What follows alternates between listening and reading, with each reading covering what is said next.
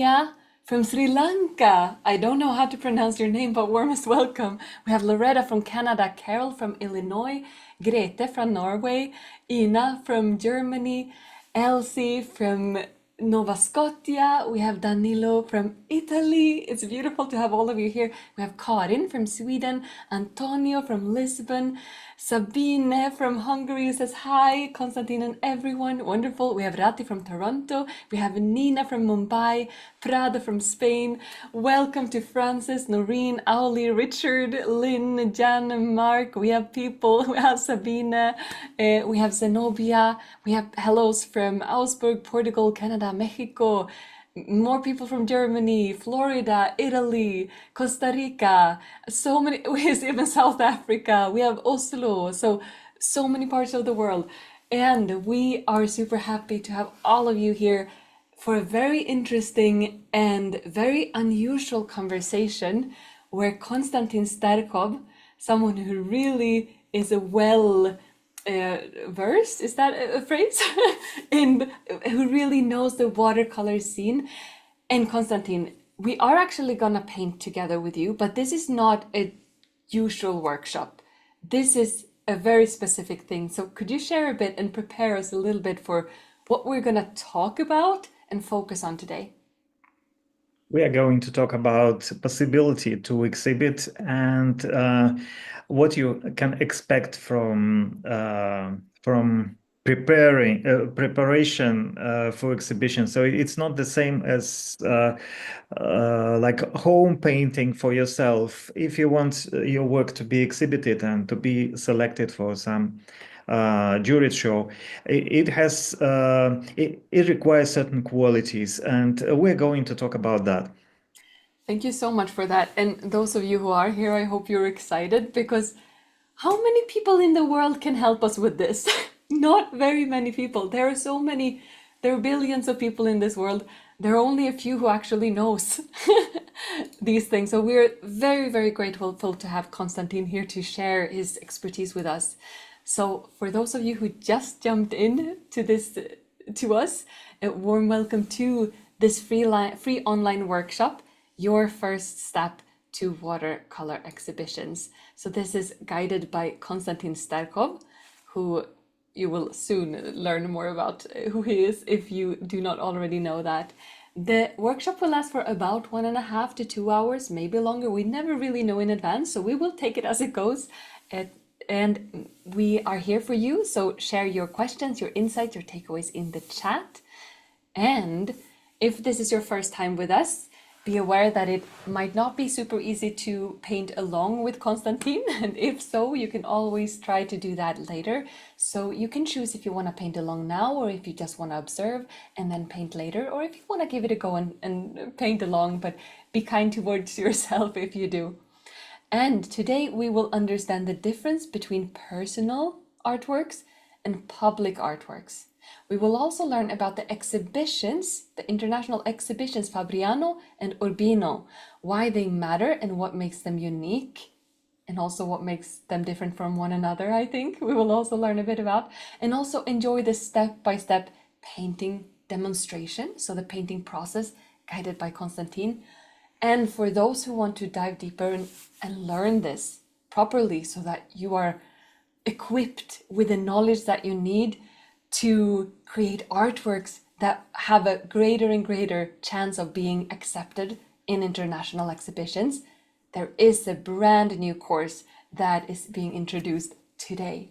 And at the very end, we have a Q&A session for those questions that pop up along this workshop.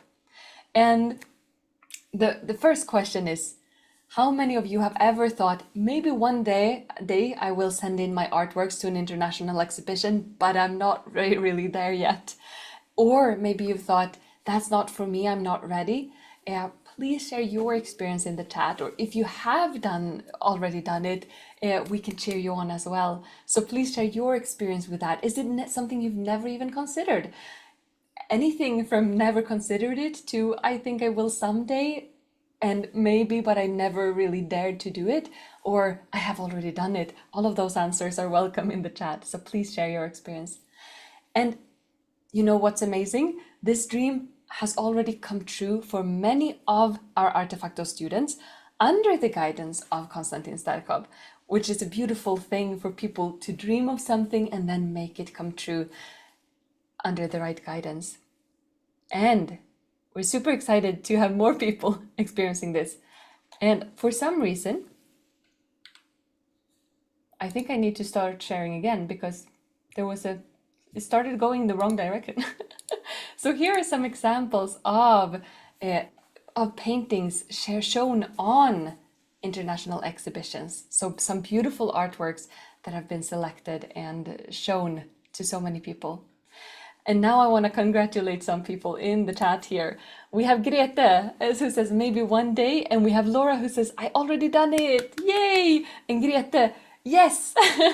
Francesca says I've done it, but maybe more luck than knowing what I'm doing. That's also something that I love about this conversation that we're having. Some people probably feel like it's like rolling a dice and you have no idea which side is gonna land on, which side is gonna be shown. Now we can support the luck with some knowledge today. So far only Swedish exhibition from Lisbeth. Yes, but been lucky to have exhibited. Never got that far in my aspiration yet, says Gunilla. Only local shows, says Carol. Norina's done Fabriano. Oh, and we have Ute already took part in some, but was never accepted. That's probably an experience that many people have. Never accepted in Fabriano. Ooh, we have lots of people who want to try, who don't. I don't dare. I've done it. So we have all of the answers in the chat, and thank you for sharing where you are on your journey, and let's be here to support each other no matter where we are right now, and to all of us dream big to the next level. And here are some examples of Artefacto students exhibited at Fabriano and Urbino, mentored by Konstantin Sterkhov. So we have some examples here. And who is Konstantin and why is he here to share his expertise with us? Well, first and foremost, he's a world-renowned watercolor artist with decades of experience and with lots of experience in both attending, being a part of international juried exhibition, and has also had solo exhibitions, and has also been the member of the jury, a so-called juror, for various international competitions. So he knows the behind-the-scenes logic of all of this. And here is just a little bit of a glimpse of some of your experience, Konstantin. Can you share briefly a story or of some sort to take us along on the ride that you have in your experience? Well, I didn't start straight away after graduation participating in different shows and exhibitions. For some reason, I just was not interested in that for some time, and also I was involved in maybe more in design work that time. But then I. Saw some of the works in one of watercolor exhibitions, like annual exhibition of the Watercolor Society, and I was very impressed by the level of artists, and I just thought that I want to be a part of this society. I want to be a part of this show. And I applied to one of these shows and was selected with the consequence that I become a member of that society. It was in St. Petersburg. I even got some prize for my paintings that time.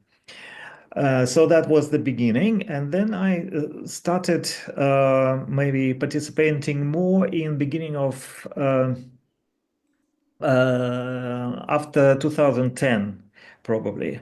So my works were selected in some shows in different countries, and that was for me kind of checking myself if my works are worthy, or if I have to change something. I could see also my fellow artists who were exhibiting in the same exhibitions. I could understand what is good, what is bad in my works.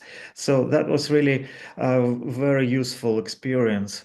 Mm. And so some of works were even sold in these shows. That shows even probably that is even better. I don't know, more rewarding. So it's not only being accepted, but also being chosen by the audience. So that is really something what is very important for any artist, that his work or her work is so appreciated.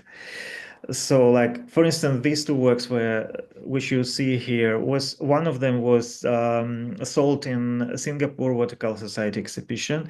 This one, yes, and the next one was sold in National Watercolor Society. It's in United States, from the annual exhibition of the society. So on this slide, it's only this. Yeah, Okay. thank But you. there were quite many. Also, another one, the first exhibition of watercolor masters in England, and both of my paintings were sold there. And the first exhibition was a little bit smaller than it is now, but it was quite selective. So that was also some good experience, and I was quite happy that my works were appreciated. What I love to in the way you talk about this is that you used exhibitions as a teacher, as a teaching experience, instead of the way you talk about it could have been instead, yeah, I wanted to make it work, make it happen, make it succeed, but instead you phrase it in a way that brings it to our journey of development and discovery and exploration. And I love the way you phrase it because instead of it It's becoming so. something outside of your process, it becomes something that you can use and grow from. Certainly, you can never be kind of sitting on the top of these mountains, really, because it's in any exhibition where you might be chosen. There are so many artists that are much better and much probably uh, with more valuable works and maybe more skillful or whatever. And it's good because you always have something to learn, you always have something to be inspired with, and it's a kind of constant process. And we have a couple of examples here. And for those who don't know, Royal Society of Marine Artists, what is that? What does that mean? And what is this piece? In England, there are a few established societies that exist for a couple of 100 years, and this is another society. The previous one where I was honored that my work was exhibited, selected. It was Royal Institute of Painters and Watercolor, and this time I was lucky to have my work accepted to Royal Society of Marine Artists, also in the Mall galleries. So that was just in September. Yeah, it's recent. And this is also recent. Royal Society of Painters in Watercolor 2025. So wonderful. And the textures, it's so beautiful. So thank you for sharing your artworks and your experience with us. And here's another example. We have one of the major solo exhibitions in Hong Kong and also one at the Air Art Museum of Contemporary Art in St. Petersburg. Is there any story you want to share about the importance of About the exhibition in Erarta, it's a museum of contemporary art. What I'm really proud of is just like is that it was the first watercolor solo exhibition in that museum, because usually they appreciate more oil painting or acrylic painting. And that was the first watercolor exhibition. So that was a milestone for watercolor medium, and I'm quite proud of that. I absolutely love that. Thank you for sharing watercolor with the world. And then we also have this piece of Fabriano. You've represented artists from different countries at Fabriano. What usually separates those who dream about it from those who actually make this happen? Mm, Fabriano is one of the um, biggest exhibition, and I find that it's really useful for those who wants to uh, sh show their works to the world, for emerging artists, maybe for a less experienced artist. It's a chance to show their works to quite wide audience. And then we have another piece that you have shared, and that is that one of the ingredients in making this happen is also courage. And also, once again, my for some reason my internet is, or my tech is doing tricks with me on me. Just reverse. No, it's kind of stopping. Ah, I don't know what. I'm gonna see if I can make this happen. Maybe there was something that I think there was an okay in the background wanted to be approved. So let me share this one again. So you have said that we need to have courage and we need to have a growth mindset. Are there any words around the word of courage? Any additional thoughts that you want to share? yes, you can have some aims, some goals, but it never can be a final goal because it's always just a milestone or it's a stop on your way. But it's never the end of the journey because otherwise there's no it's just stopping. There's no any movement. So whatever is there is just another stop or another little, I don't know. So, would you say that it is a way of inspiring yourself and fueling yourself, or what Yes, makes it yes, worth it that for is you? better. Yeah, yeah, you put it in a good way. Wonderful. And here we have some advantages of focusing on Fabriano. Over 1,000 artists join each year, which so it's a truly global audience. And the second one is your work is seen online at the exhibition and in the printed catalog. And three, you get to compare your work with artists of all levels and styles. So you get to see your progress and artistic voice more clearly, thanks to that, to the other artworks. And you also get to join live demos and see watercolor masters at work, experiencing artworks in person. Is there anything you want to add to this, or do you feel that this summarized Yes, it? of course. This is what I was talking about. Like when you see your work in context, it's not like your work in your studio. You can see it next to other artist works. This is that gives a lot of to think about. And also, it's inspiring when you see how other artists work. They paint their life. They You can see their demos. You can see how your fellow artists work on in plein air or just in a little in a corner somewhere, just painting something. So you always can be a part of the process, or you can just witness someone's process, and that also can give you a lot of ideas. And certainly, you can meet your fellow artist and create probably a better and wider networking and have a lot of friends everywhere. So that's a really nice opportunity. And it says here that in some regions competition is stronger and Yeah, that Artefacto can help us prepare. What does I that have to mean? explain that part. Like, for instance, we could see that the level of skills is different in different countries. Like we could see that in, for instance, works from China and the works from United States, the level of works are very high, and probably there is a very strong competition and very strong selection in that region. But I heard that in some countries, probably a little bit less participants and less people applying for this exhibition. So in that area, probably it's easier to get to this exhibition, to be exposed there.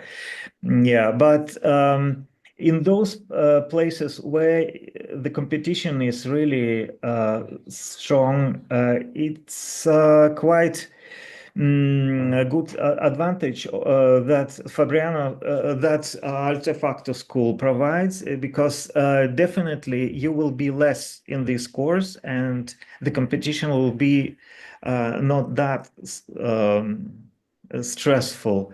So you have more chances to participate in this show.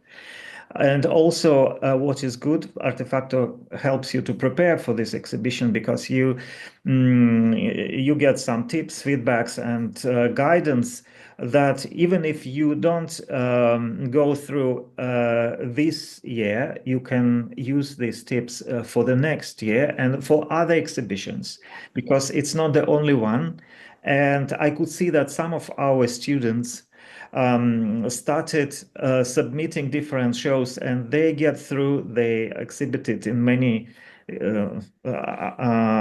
so far, quite many exhibitions just by themselves, because they know the process. Wonderful. And we have one final thing that we would love to get to know a bit. Urbino in Acquarello. What is that? I was there 2 years ago, and I was really uh, it was a thrilling experience. It was so nice, a very nice little city where Raphael was living and working, and you could see even his studio and his home where he lived, and you could see all these windows where he painted his Madonnas, and it's very inspiring. And also about the exhibition, it's in, of course, it's in beautiful venues of old buildings with beautiful interiors and nice light, and also you can meet there all your uh, like the same thinking people, like your fellow artists or from different countries, and you could also exhibit your works among many others. And also there is a nice catalog that usually they produce after this exhibition. Oh, actually, I can show even. I think I have one.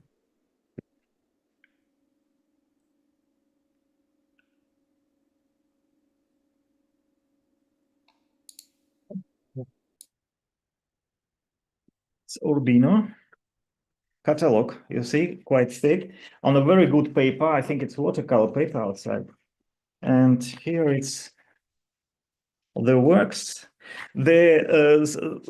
Something so interesting about this exhibition is that your painting should be square. It should be 30 to 30 centimeters. That is not quite usual format. Is So it you 30 have to to paint 30 it. with or without the mat? Yeah. So you have With to prepare, especially for this exhibition. Because usually it's very seldom that someone use this format for his everyday work. So if you want to participate in that one, you have to prepare one painting, which would be uh, kind of yeah. meeting these requirements. Wonderful. And also European with the centimeters. Oh yeah. Yeah. Okay, so what we have talked about now is a lot that we have kind of opened up the understanding that there are specific things that we need to focus on, but we haven't yet spoken about what those specific things are. And now we're gonna shift our focus to some key differences between painting for yourself or your family or your friends or even painting commissions versus painting for international exhibitions. So we have some comments here that we have prepared. One aspect is that everything we paint, even if it's beautiful, it might not be a perfect fit for exhibition. So, how do you see the difference between what we could call a personal piece and one that can speak to an audience and also a jury? And here we have some examples that you can use as inspiration. Yeah, yeah. The personal work is really painted for yourself, and you not obliged to make it so that everybody would like it, because it's quite enough if you like it or you have something useful in the process, and you focus on the process. Also, it could be either spontaneous and emotional, or it could be process of exploring something thoroughly, and just you could fixed on just one thing and be careless about something else. So it's you don't need to explain to anyone what you're doing and why, because it's just something what you're doing for yourself. And so, as I said, it's very important the process, but not the results so much.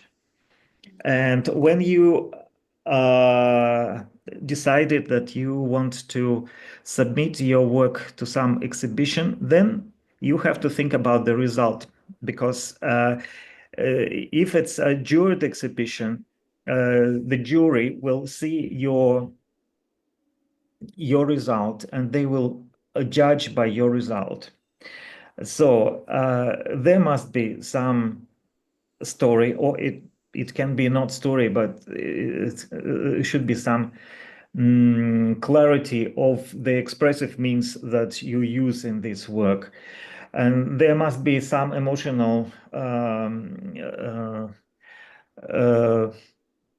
like impact, because the jury usually can look through many works, and after a certain time they just tired of seeing all these works, and they react only something on some works which just really pull their attention, attract their attention. So there must be something emotional or something that would attract their attention. And also it should be noticeable during the exhibition, so that the audience would somehow reflect your message. And so the whole thing is that you are doing this work for a certain purpose, and you have to meet some requirements.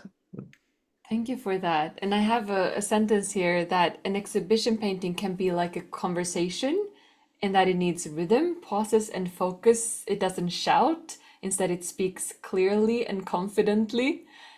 Would you agree with that sentence, Konstantin? Yeah, yeah. And understanding the goal is, of course, very crucial when we need to kind of know where we are striving towards, what our goal is. So let's talk about some specific things that can help and some clear elements of a strong exhibition piece. Could you share so a clear visual story, a Yes, balanced clear visual theme? story is not exactly the how to say narrative. It's not exactly a narrative. Visual story based on design sometimes, or some accents, or some technical things, or clear focal point, or something that would. The idea should be visually clear. So maybe story can also be idea, be changed for idea or something Idea else. can be also formal, and that could also work. Yeah.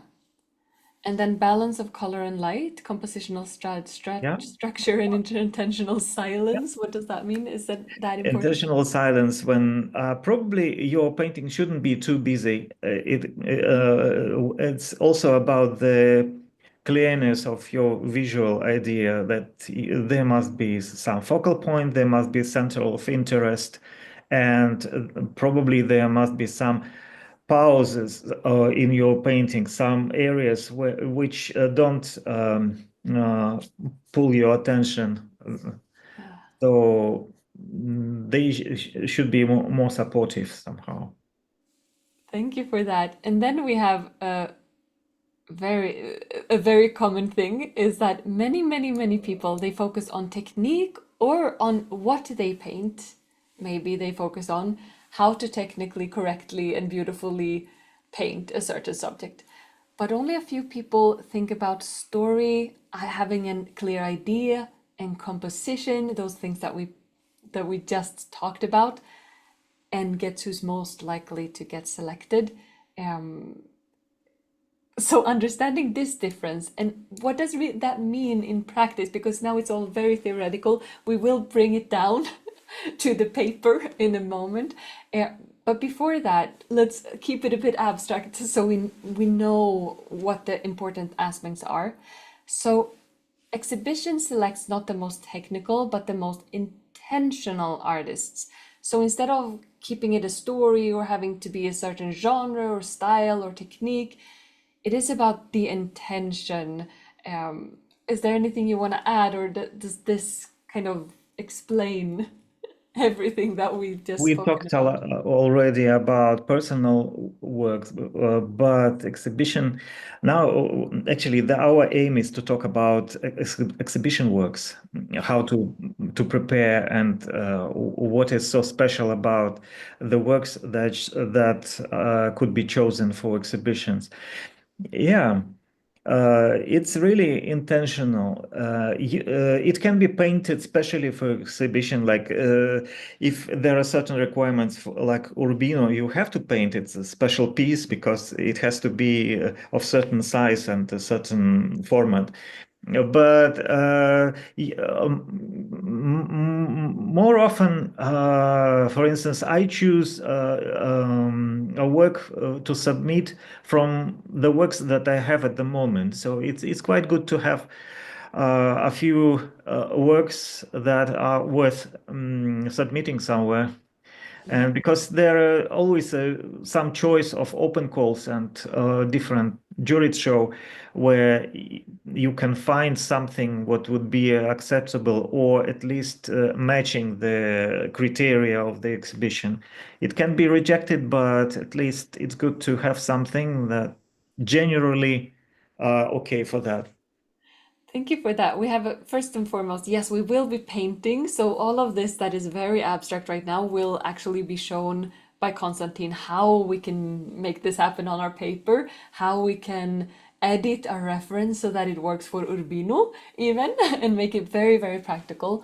And Margarita has a question that I think many people can relate to. It is, I'm not clear about what story means. And that was something that you also felt was story is a word that can be correct, but it can also be misleading. Do you have any words on that can help us understand what Well, that is? you see, the story in painting work is not always some literal story or narrative. Sometimes it's just It how you isn't a movie design plot. how you design a certain elements of your painting. Sometimes color could create this story. Sometimes just this tension of shapes could create this story. It's not for sure is like a told story, like this girl is having a bouquet of flower and she's going to give it to her grandmother. No, it's not just it's not like that. but she has a red hat, and this red hat somehow is matching her flowers, and they go in a nice contrast with the greenery behind. And this greenery has a very strong contrast because it's dark. It creates some drama. So this kind of story that you tell through the expressive means of painting, not literally telling your audience that what is happening, but through this kind of expressive means of painting, you are telling, you are somehow you are sending this emotion, like emotional message to the audience. When you speak, it's like you are translating for us Yes. to think that story To means. visual language, Yeah, definitely. exactly. So you are interpreter of narrative to narrative to the visual language, and you have to use the lexic of visual language. Thank you so much for that.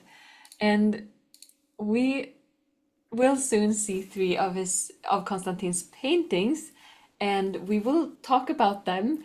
And before Konstantin starts sharing his thoughts on them, we're gonna play a small game. It isn't really a game, but it is an exercise or a way of us for us to interact. So you will see three artworks, and please share in the chat. Number one, yes or no. Number two, yes or no. Number three, yes or no. And the yes or no meaning, would you think that this painting is a good fit to send to an exhibition such as Fabriano or Urbino, but in this case Fabriano because of the measurements. So would you say that the first, second, and third images, paintings, are good material for an art exhibition? That is our question. And here we have them. We have this beautiful tiger swimming in the water. We have this boat. Oh, is it under? I don't really know if that's underneath a huge boat. And we have a couple of people sitting and having a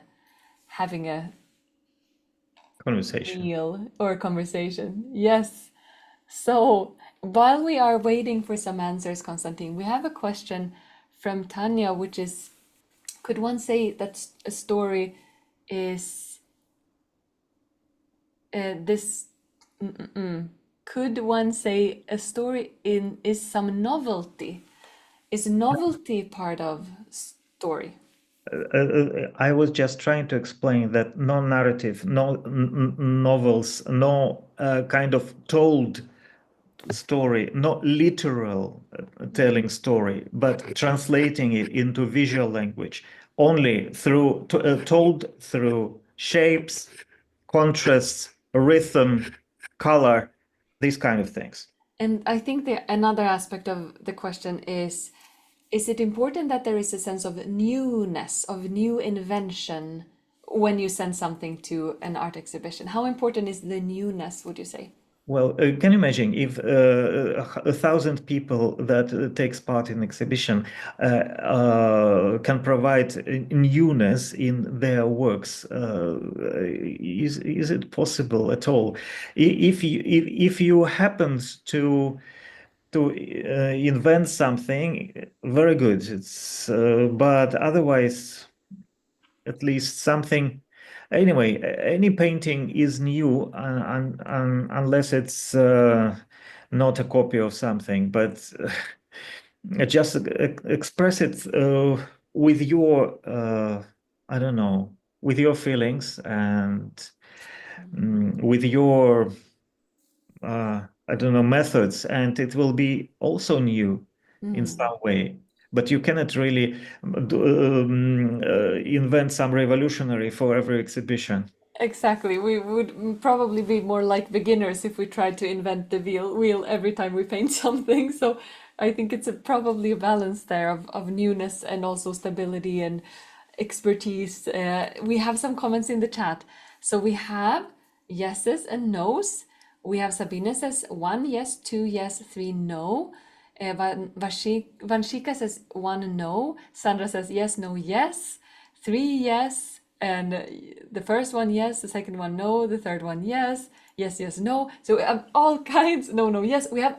I have actually seen all of the combinations, probably not all, but very many combinations in the chat right now, uh, which I love. And Tanya says, thank you, Konstantin and Hannah. This makes it clear. Happy to hear that and read that, Tanya. So let's ask Konstantin what he says about these paintings. And we also have a, a side question, which is why composition is more important than geometry. So some people can think that composition is about lines, proportions, the rule of thirds. But when we look at some of your artworks, there can be an aliveness. So how much do we plan and plan our paintings and feel our paintings come to life? How do you find that balance? Well, And I can after that, we say will ask. about just we have an example here. I can just tell a story how it happened that I painted this one. Just I was in London as usually with my phone ready to take photos from whatever I see, and then I saw this lady looking a little bit kind of tired. Maybe after a very hard night or whatever, she had all this very bright, cheap clothes and not very clean hair and very strong and not fresh cosmetics. And so everything looks like not so representative. And she was eating something, I don't know, something fast food or whatever. But when I saw the pose and in a certain perspective and certain light, that reminded me Renaissance Madonnas because it was exactly like the lines and the position. It was like Madonna's, but only through the perspective of modern life. Madonna could change a little bit. Something happened to her in the reality of these days. So I just somehow applied this vision of a little bit like more classical uh, to the person from the real life, and I just wanted to somehow to bring this idea that inside the person might be deeper and maybe a little bit also kind of reflecting, meditating, and introspecting. But it just happened that the life was quite cruel. I don't know. Just it's not so clear. I didn't want to make it so literal. Yeah. Just visually, I wanted to make it more close to the classical images, but with some elements of reality of our nowadays life today. I thank you so much for sharing that. Such a beautiful intention, having that almost like this conflict or this balance between two very different stories at the same time, the classical beauty and also the just tired woman, and just putting them together. Thank you for sharing the thought process behind this. We have a slide here with the three pillars of exhibition composition. Could you share what these three mean? Well, emotion should be there always, even if it's not, even if it is abstract, there can be an emotional part. It could be emotional impact in this painting. It goes through the next one, the focus and rhythm and contrast and everything. So it has to be there. And also there must be some simplicity which helps to perceive your painting. Uh, because very often uh, it has to be at first it has to attract attention, then people can go into it and start exploring. But if there is no emotion, there is no focus, there's no certain simplicity, they will not even put their eye and focus on your painting. They will pass by if it's overloaded with details, if it is too busy. Usually people just pass by. Thank you so much for that. And it's time for us to, once again, I need to be a bit more decisive. Here are some paintings that you have chosen not to send to an exhibition, Not to send. starting with this All three one. of them I choose not to send to anywhere. Yeah. So we have all of these three. Do you want to Yeah. share Yes. why they don't work, in your Yeah. opinion? Okay.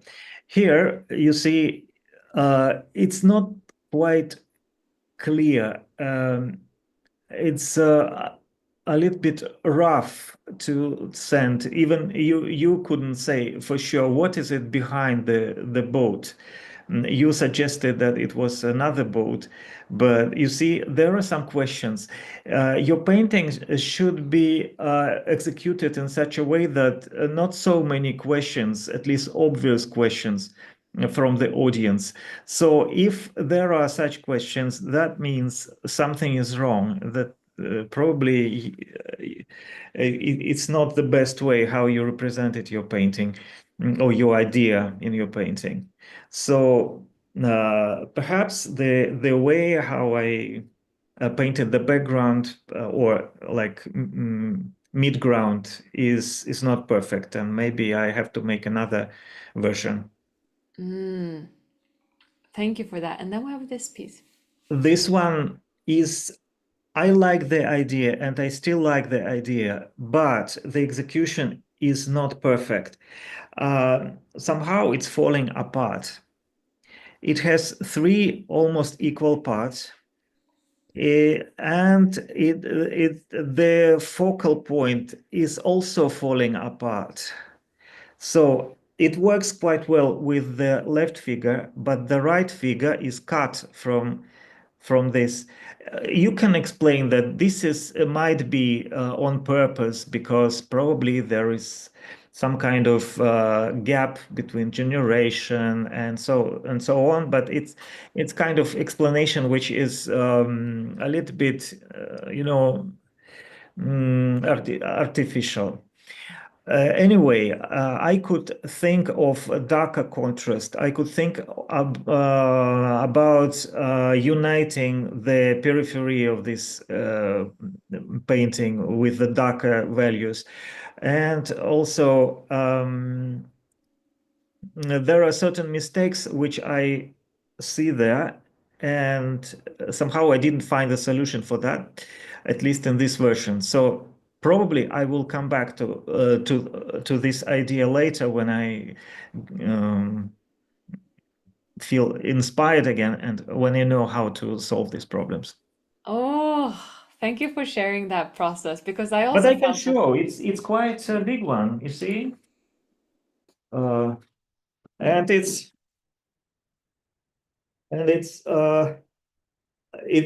I feel a little bit like it's been wasted. Yeah, and it's pity, but still still it's not good enough to send it somewhere. Oh, thank you for that. And about this tiger, it's just bad taste. So it's very important to check yourself if your work has a little bit is doubtful taste-wise. So it could be just a like funny picture, but it's not something that you could represent on an exhibition. So now we've spoken about what doesn't work. Let's talk more about what does work. So first and foremost we know that it isn't enough that we are a very experienced world-renowned watercolor master. We also need to make it work for us in the specific painting that we're painting. So it's not about being perfect, It is to learning to see through the eyes of the jury and being curious of how to create what could actually work in the context of an exhibition. So here are 5 keys or 5 aspects. 1, emotion that speaks. When your feeling becomes visible to others through the choices you make on your paper. And then a clear focus or intention. We have spoken a lot about what story and intention can mean. So remember what Konstantin shared about that here. And then 3, a balanced composition, a structure that gives confidence and that makes the painting feel that, yeah, it knows what it's doing. And then 4, story and intent, your why behind the painting. This is a bit different from this one. So this is the one that can lead the eye. We need a clear focus that helps this eye to find its way through the artwork. And then we have the potentially emotional why, or the way you can phrase the reason behind it or feel that there is depth to the idea. And then we have number 5, harmony of light, atmosphere that holds everything together. And of course, that is super important for all kinds of artworks, not only the one we want to send to exhibitions. And when we learn to build paintings in this way, you will stop doubting if you're good enough, because you will know what makes a strong piece and you can explore that more and more and more and get more confident in that.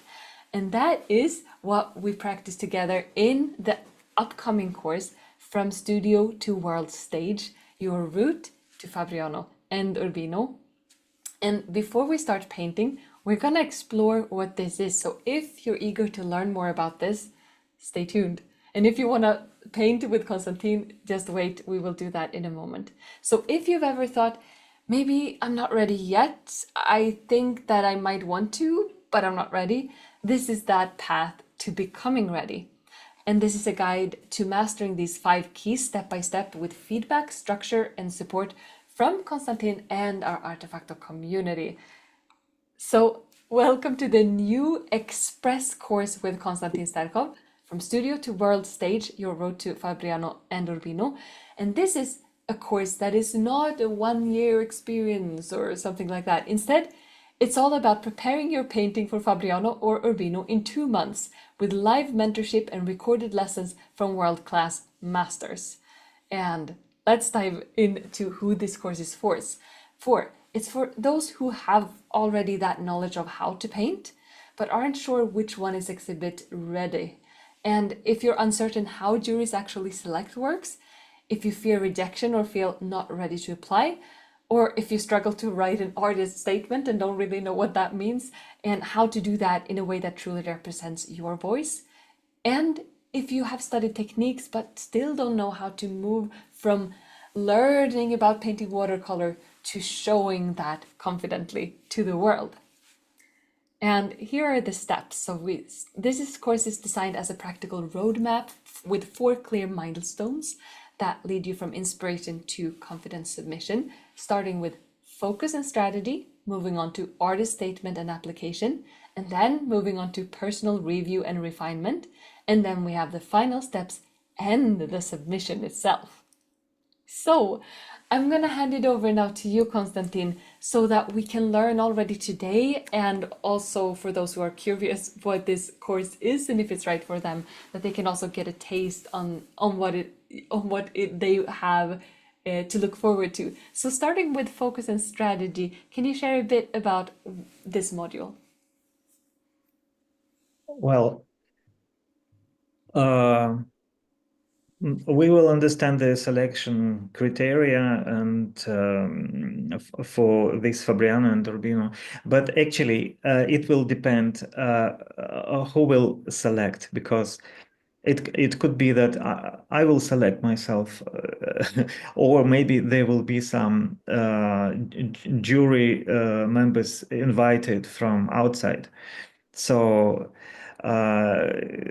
probably it depends on that. But of course, it will be selected as the whole thing, because we will talk about it in the module. Also, you have to define your goals, and start building your submission plan. So you have to have it in your head.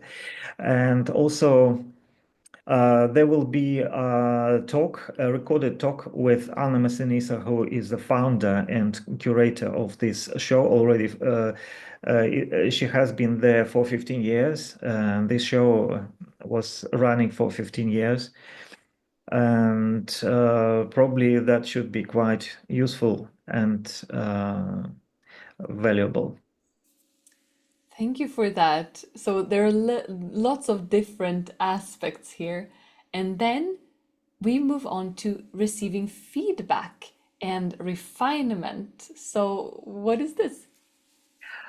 Uh, well, your artwork have to meet certain criteria, and we will talk about standards and also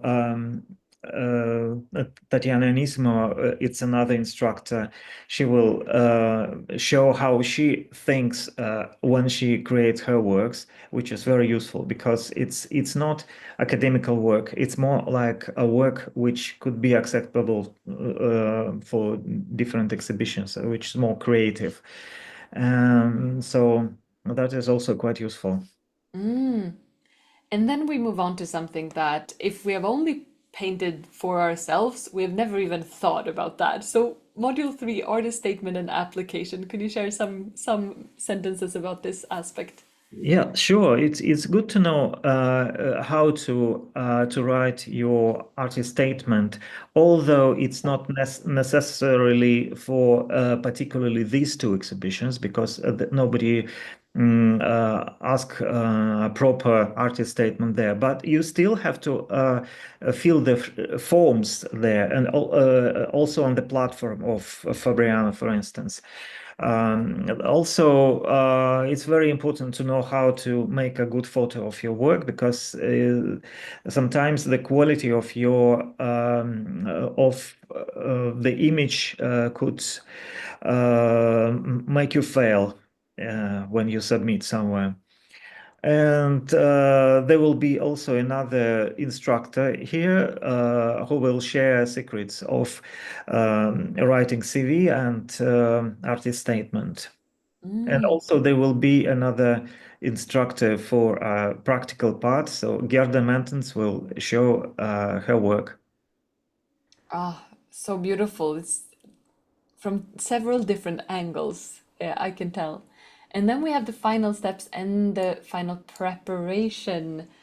So, is I see there's a Zoom here, and is this a That is conversation? not practical because when you're accepted and you have to send your work to the exhibition, there are certain knowledge you have to know, you have to learn because it could stuck somewhere. Your work could be stuck by customs, or it can be lost somewhere, or you could probably pack it in the wrong way. And we will give you practical advices how to avoid all these mistakes and how to make it the process easy. Thank you. And then there is also a bonus lesson for all students, which is called Behind the Scenes of Fabriano and Urbino. This will be an exclusive recorded session with the national representative of these exhibitions, with insider insights on how they work, what juries look for, and how to prepare your submission strategically. So this is yeah, from the people One who of the really. leaders of Fabriano, because every country has their national leader who is in charge of preparing the Fabriano branch in that country and selecting artists from that country. So at the moment, I have an agreement with the national leader of the UK, and he will share his experience. Wonderful. Thank you for that explanation. And right now, during this launch, we have the chance of receiving personal guidance from Konstantin himself in 4 live Zoom sessions. So these are live, each of them lasting for around 2 hours. They include 2 painting demos, feedback, and Q&A. and insights from Konstantin, and the recordings are available for all participants. So this is a way of getting a very guided experience for in a container that doesn't take a year, that really is happening right now, and with lots of information, but you also have, of course, lifetime access to the materials. So what you will achieve here is that you will learn the real selection criteria and the differences between Fabriano and Urbino exhibitions, explore the most common reasons for acceptance and rejection in juried exhibitions, create a unique artwork based on your reference and receive professional feedback on that, evaluate your artwork critically, refine it to meet professional exhibition standards, write an effective artist statement, fill out the application form, and prepare professional photos for submission, and become a self-assured creator who understands how the international art world functions and get ready to represent your country at Fabriano and Urbino. And students who have already painted with Konstantin, many of them have already achieved results and progress in their work, joined a strong community of like-minded people, met at offline plenaires and offsite workshops, and many of them have participated in prestigious exhibitions such as Fabriano and Urbino in Aquarello. And here we have some successes from our students. So from hesitation to exhibition success. We have third prize winner from Nina. Super huge congratulations to Nina. Thanks, Konstantin. It's this course that pushed us. Yes, he explained that. Yeah, he explained what he was looking for. And we have Angela here. I'm happy to share and honored to be among the top 70 award winners. We have Noreen, who received an honorable mention award for her pastel. We have Joanna. I'm proud to say I won the People's Choice Award. So super beautiful to see. And this is possible for us if we do the work and if we go Actually, for it. there were quite many students who got their former students or present students who got a lot of prizes and awards when they apply to some shows. And some of those exhibitions they have chosen themselves based on the knowledge that they got during the course, and so they got quite huge results. So this was a taste of that. And here are real people from Artefacto who probably once said maybe one day, and today they are exhibiting, and some of them are winning prizes. So if you feel that you want to be in this space doing this, please write that in the chat if you want to be next. So here's an overview of this. So we have the live small group Zoom sessions, recorded video lessons, lifetime access to the video lessons. You will be painting three paintings with Artefacto and 2 with other authors. And we have also bonus recorded session, as we shared previously, and recorded talk with a curator. So let's take a look at the 2 different pricing plans that we have. The one that we have spoken about so far is the premium one. This is for committed artists ready to grow under Konstantin Sterkhov's personal mentorship in a small group. And the standard are for independent artists who want to prepare for exhibitions and just want to watch and not be part of the Zoom experience. So here are the 2 pricing plans. We have the premium, which only has 20 spots because it has individual guidance, that smaller intimate experience together with Konstantin and the other participants. And we have the standard, and you can see here that the live experience is not part of the standard and the certificate of completion is not part of the standard. However, the actual learning materials are part of the standard plan. So right now you can join this course with this exclusive offer. So here are the prizes that we have right now, and the knowledge that you receive from this course is so much. We have previously launched a big program that covers this and more, but now you get the juice of that for only a fraction of the price. So it's a pretty incredible experience, a chance. If you join us while we're still having this conversation, there is actually 10% additional discount. So these are the prices we have right now, and the value you gain and the knowledge you gain is so much. This is both a course where you paint. There will be 5 paintings, and on top of that, you will receive all of this expertise from Konstantin as well as other experts. So it's a huge value that you receive in this. So that's the information. There are only 20 spots, as I mentioned, on the premium plan. So if you want to be part of that group, make sure to join us. Yeah. So the button to join is below the screen. You can scroll down to find that. And right now we have spoken a lot about the house and the abstract aspects. So if you really want to be part of those 20 people, make sure to join us now while we're still talking so you don't miss that chance. However, it is time for me to stop talking. And finally, we're going to paint with Konstantin. So I'm going to hand it over to you now, Konstantin, for the practice part. Painting Great. for an exhibition and how to think and paint. Good. All right, so let's paint this one. I will try to make it fast. Of course, for the exhibition, maybe I would not do it so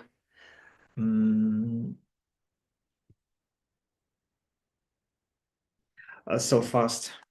And that is the format for Rubino. So just to make you more acquainted with this requirement, that is that you have to follow for that exhibition, I just decided to use this format.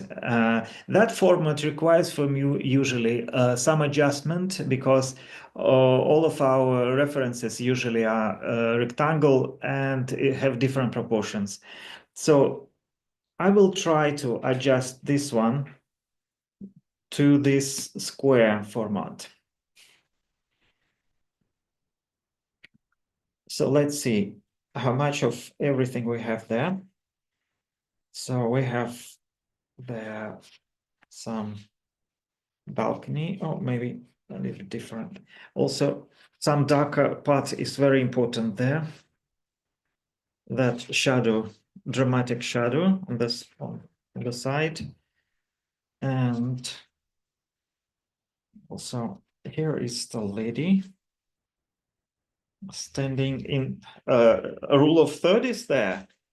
The lady is standing exactly according to this rule of third.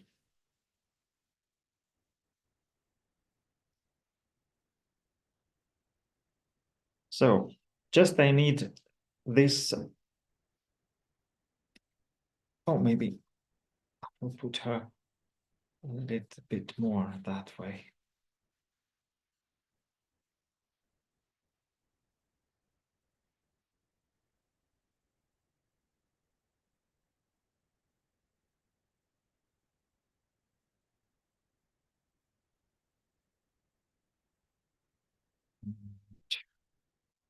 A little bit that way it goes, not quite straight, the convergent lines.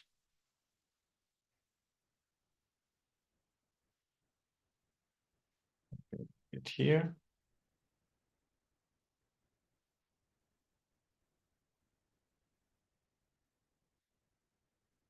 And the balcony.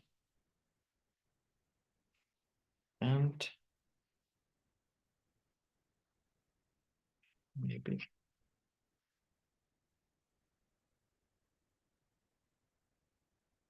it's here. That corner of the building.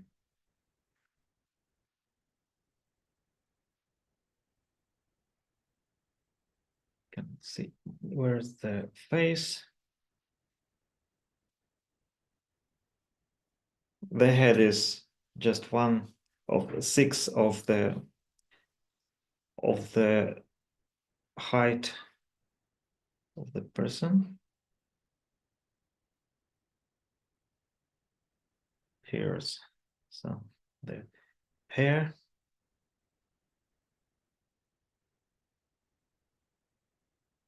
And we can have some details.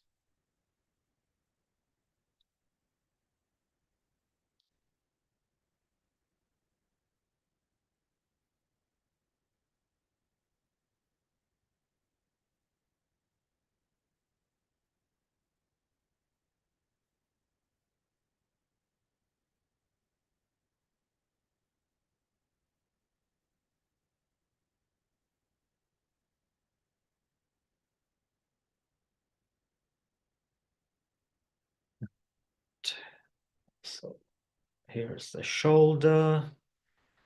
And we can. So I got the figure where it is, and I will make probably the other details a bit later. Now I need other things, like I have here this for the flowers.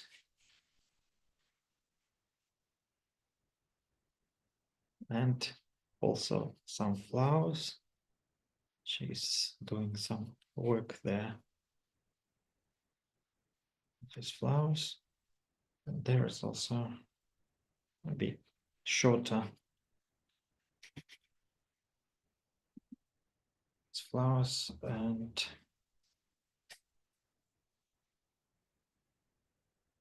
shorter.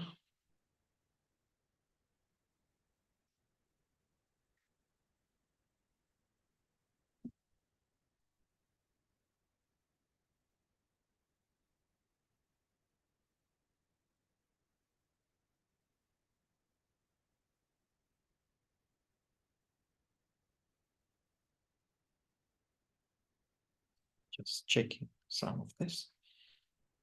And then, so here I could make these details.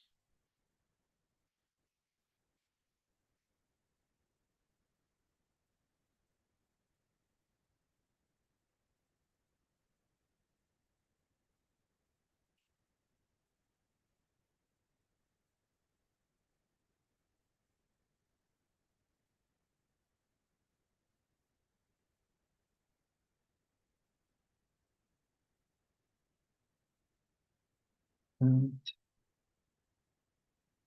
so the door.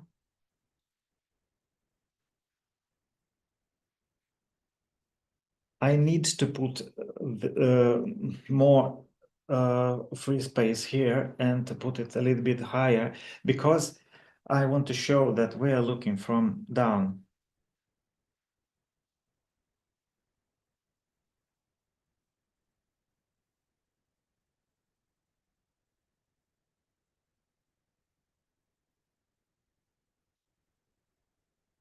Maybe a little bit more.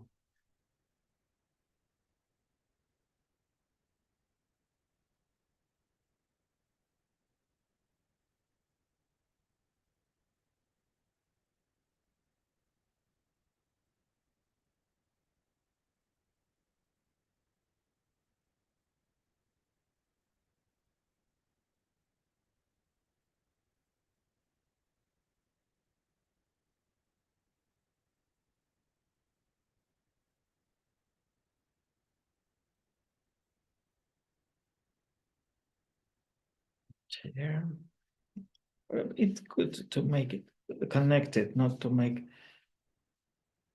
too much of space between.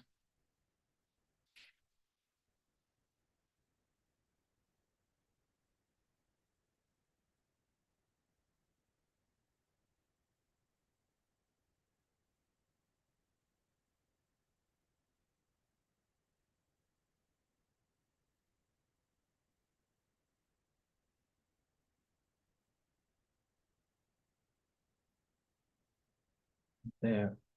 So this upper part of the door and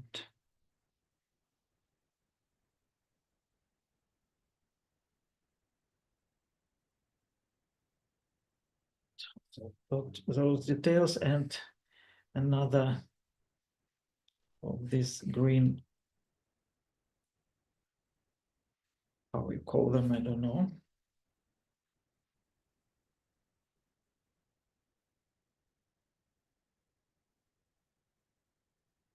There could be some shadows a little bit from the top. And there, the corner. And another perspective, shadows in perspective.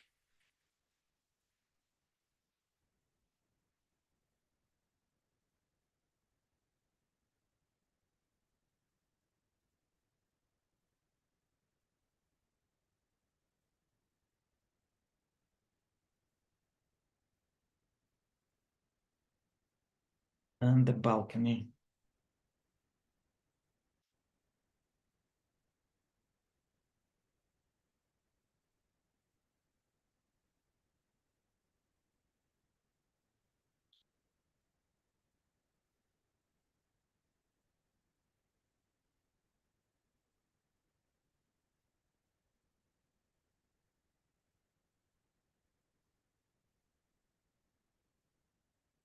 And maybe on this level, some decoration.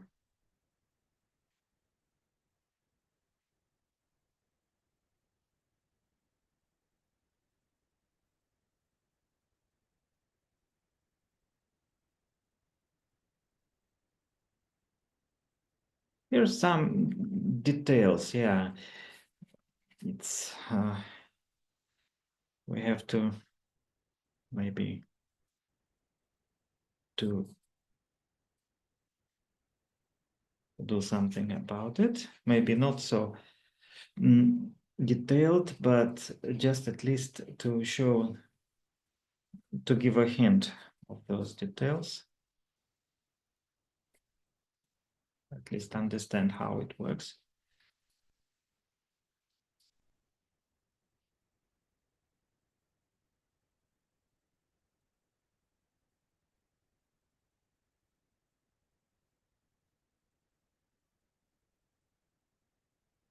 Something what will be seen there is a general rhythm.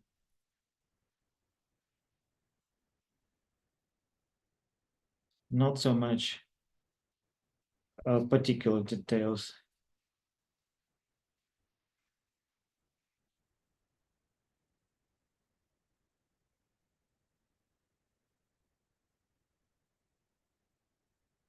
So in between, there are also some details there.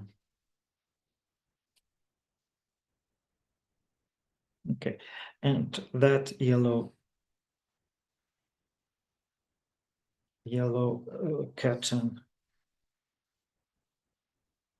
with the wind.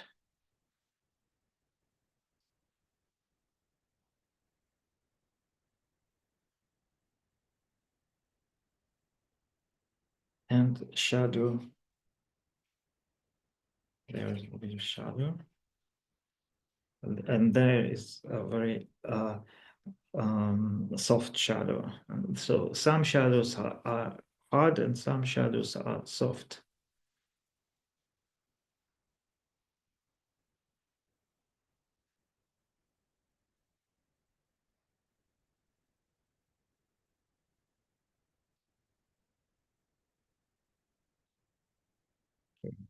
Now I can draw her hand.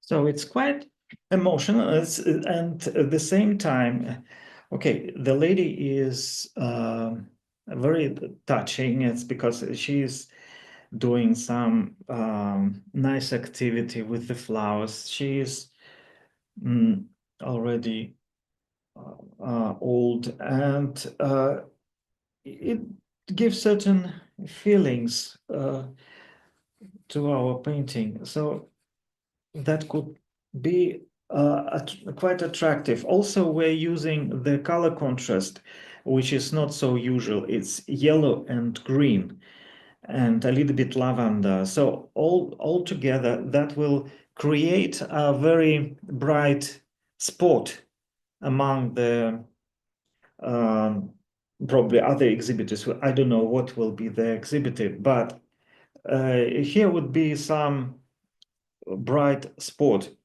which is quite attractive and a little bit alerting. So that helps to bring attention.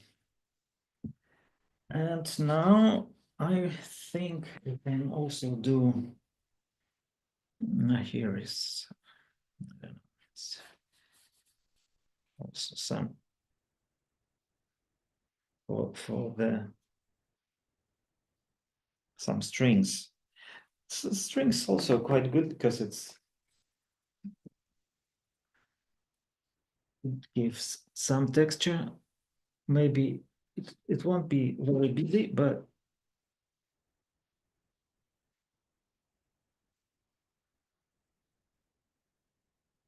anyway, it won't be very boring. Also for the flowers, I think I could do some highlights.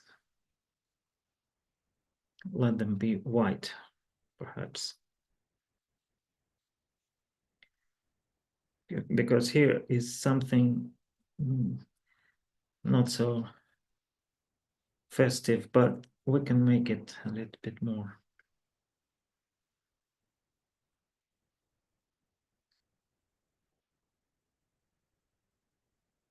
attractive.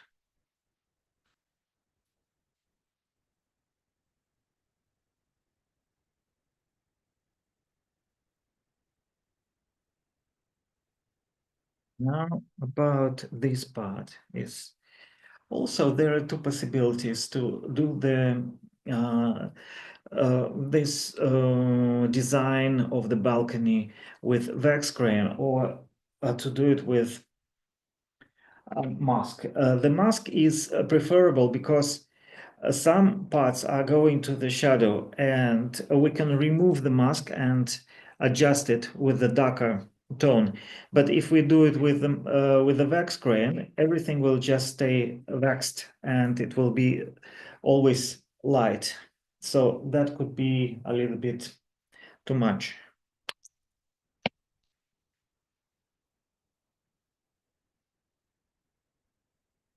So I prefer to do it with this material.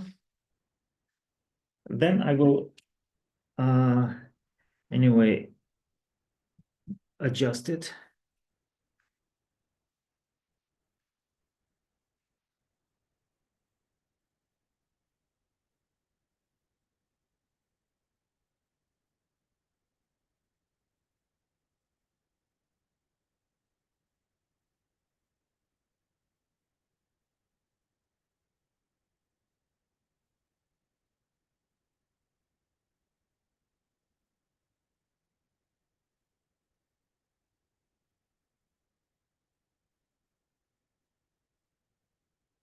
Not so important to do them very precisely because it's more has to be more suggestive.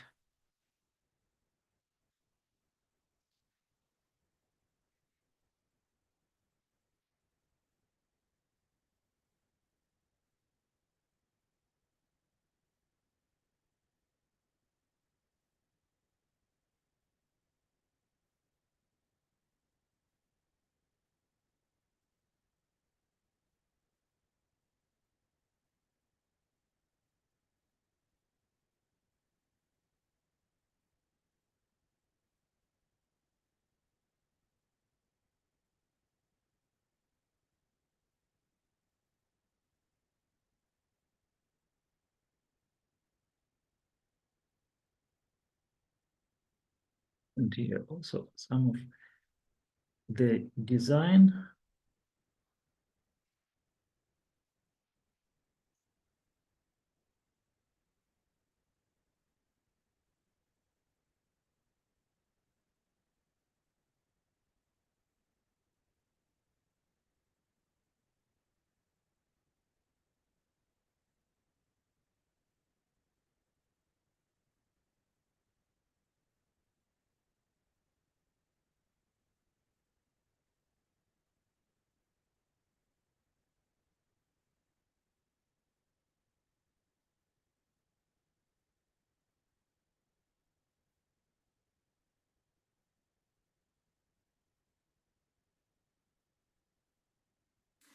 Konstantin, we have a couple of questions regarding what you are doing right now, what pen you're using, and This is drawing gum. It's masking fluid in a pen.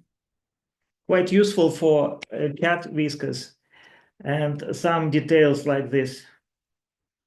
That will remain white, and then we can remove it and adjust on top of the white marks. And that is quite convenient because if we don't want to leave it all white, we still can change it. But if we do it with wax crayon, we cannot change it. Okay. We had a specific question from Mauriello, which is he wetting the masking pen? Did you need to wet it to make it flow, or how does No, it no, work? I do it like this, just because uh, with the strong kind of shaking, it goes to the top of it from inside. And I also use a paper there where I just do it this way, kind of like this.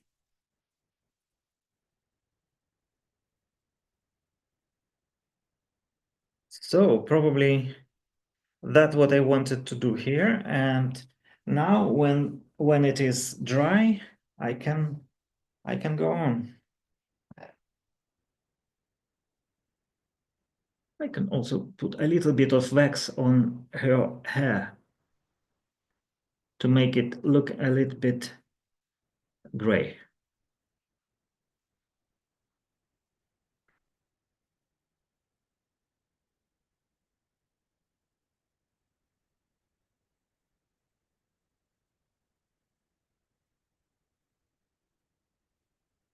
Now, when it is for sure gets dry, it has to be dry when you start. Yeah.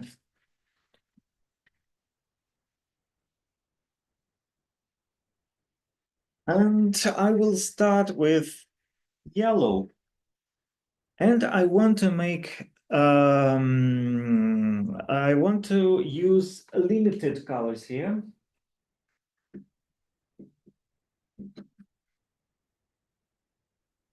So I will choose yellow and red warm and red cool, also kind of purple and blue, and also kind of viridian, but it's turquoise ultramarine, and also neutral tint, which is like black and burnt umber, perhaps.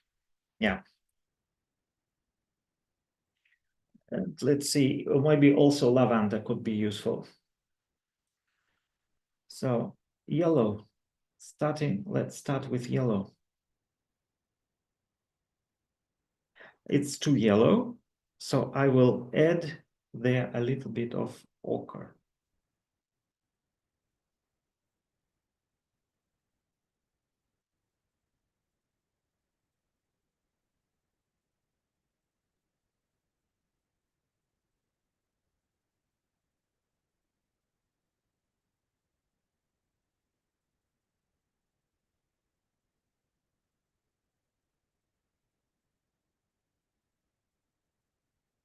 And coming closer here.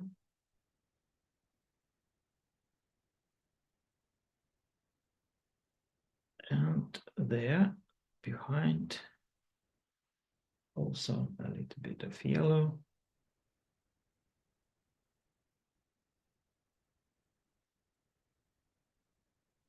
And the wall,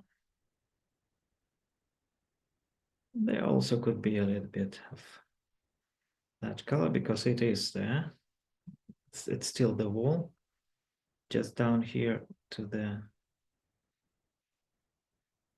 there will be shadows, but behind the shadow, there is yellow.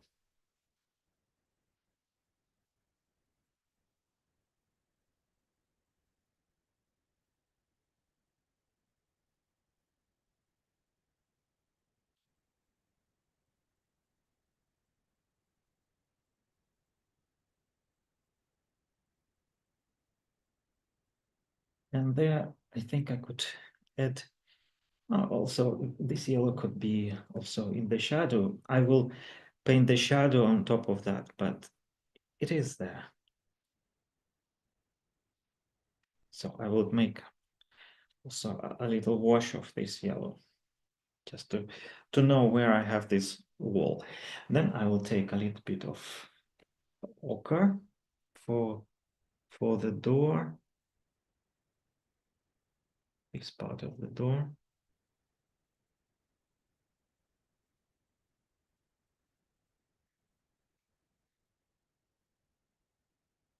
And I will mix a little bit ultramarine with yellow,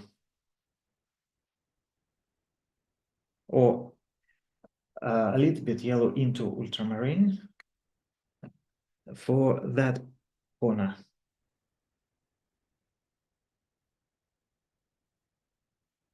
Which cannot be white, but it is quite light still. So I will just put it there.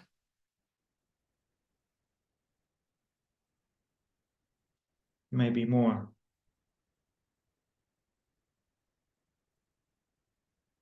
Of ultramarine. Still not dark yet. It's just an idea that there is something there. Okay.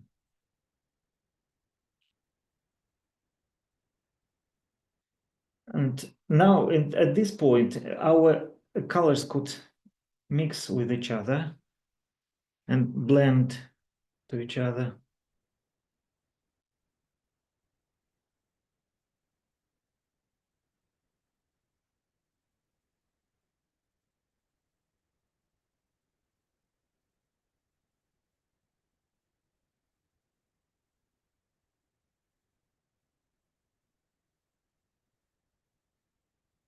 There, can also add a little bit of that ochre.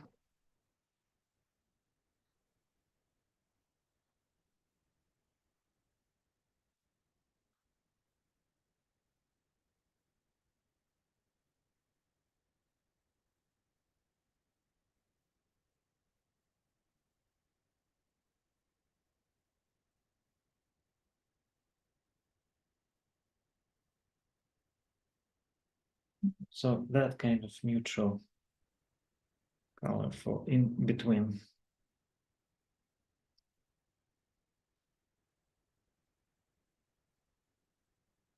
And yellow for the curtain.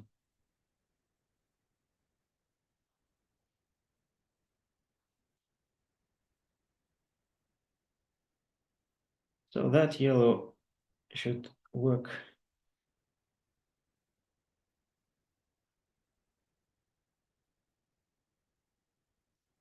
as a strong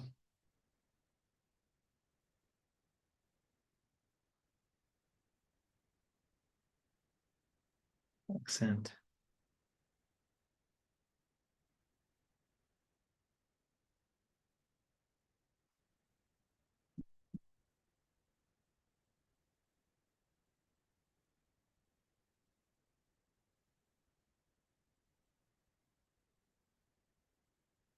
I can add a little bit of neutral tint and black to that door there. And maybe a little bit of yellow also, because it's not that dark, it's on the light.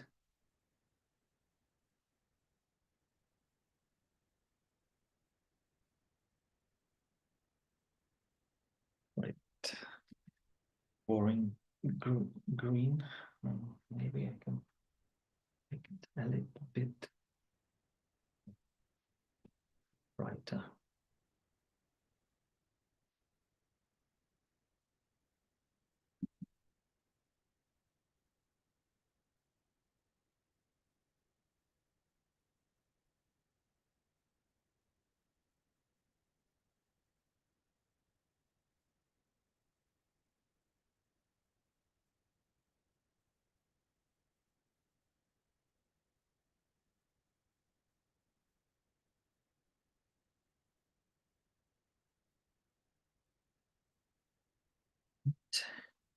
Some neutral for the shadow. Also, I could add now.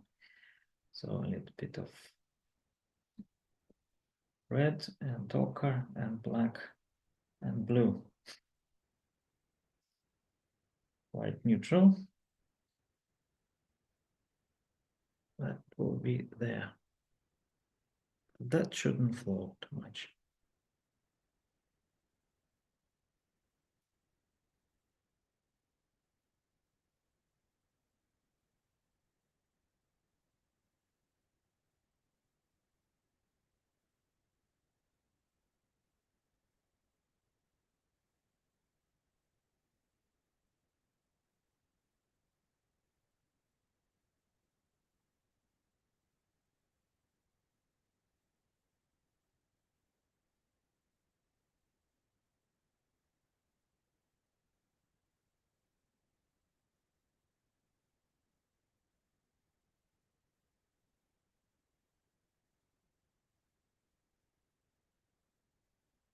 I will come back there again.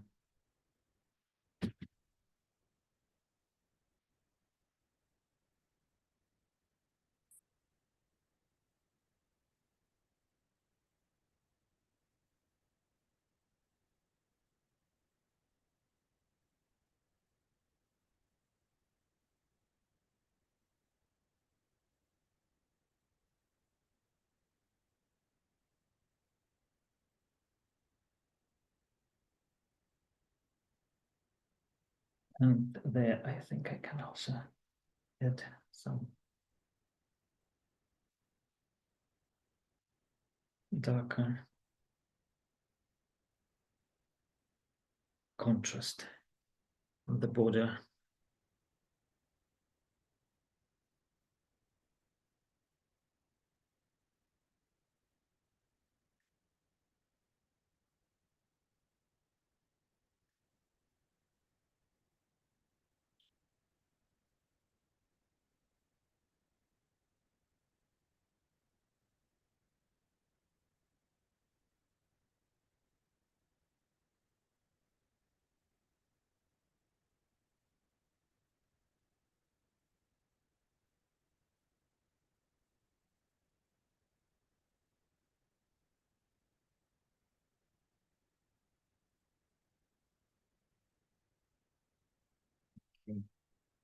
I think I can a little bit remove the drops there.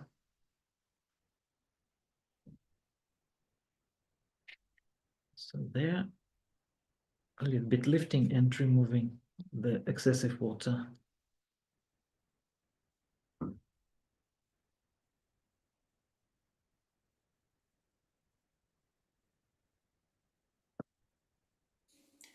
If you have the focus, Konstantin, at some point people are curious about what brush you are using and the size of it also, but only if That you is a have that. big brush. It's mop brush imitation of squirrel. It's a Rublev number 12 Aqua series.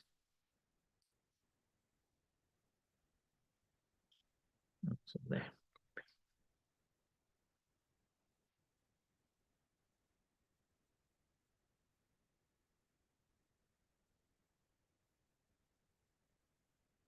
And some grayish. Just mixture.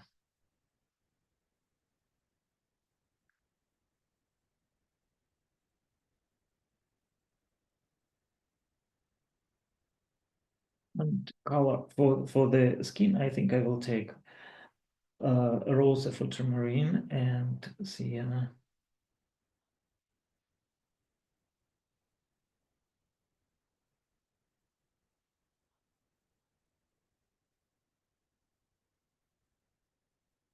Not so specified. Now also I can lift it just to show the light on it.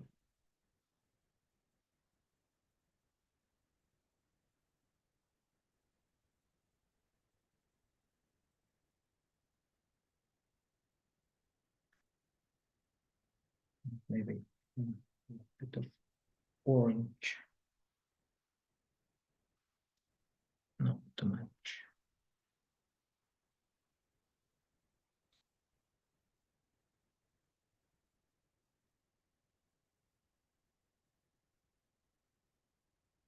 think I can also add a little bit of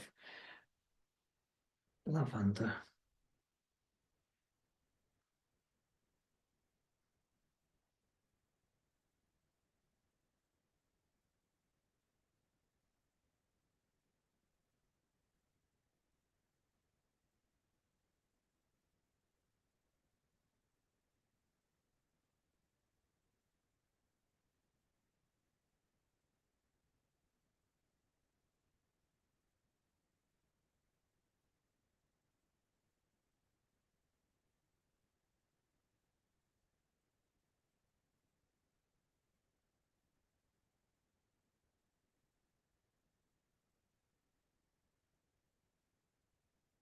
Need a little bit smaller brush now.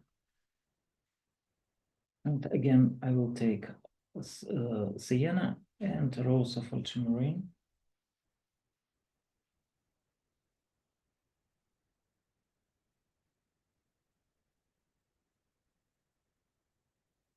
For skin color on the light.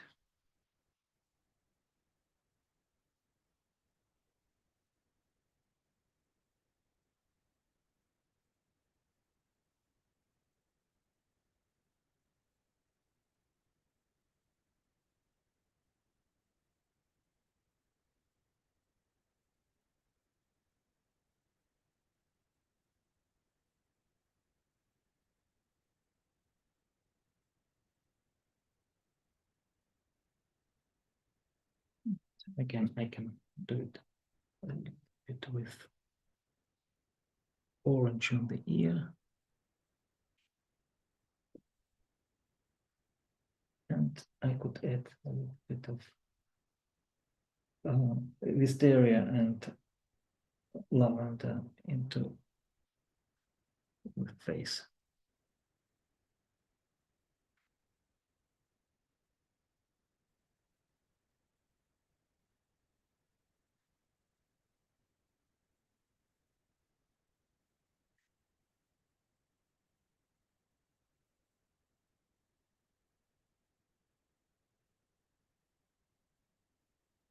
And also the hand, the arm. Yeah.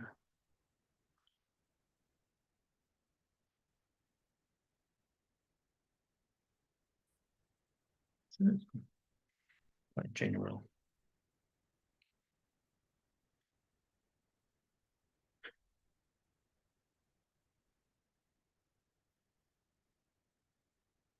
Some grayish the hair.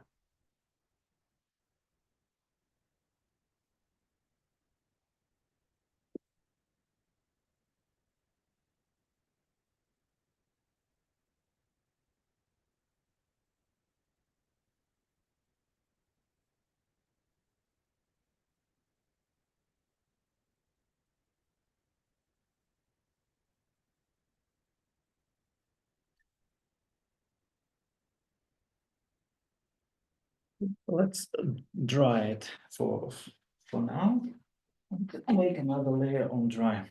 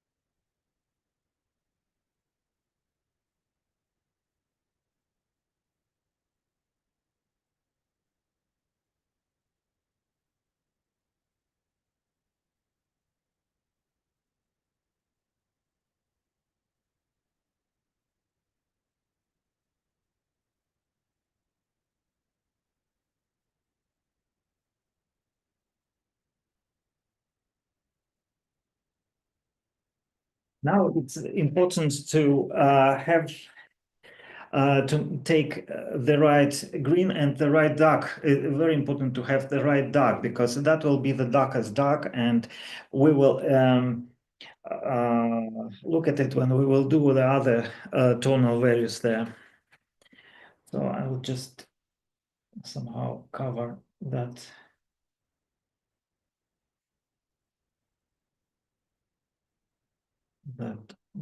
door with green.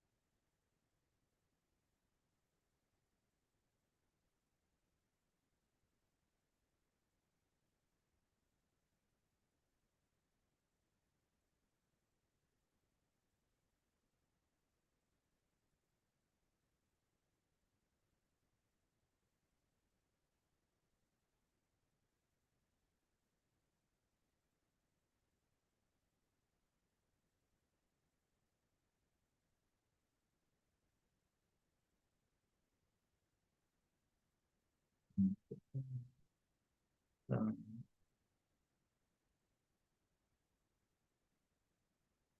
Brownish,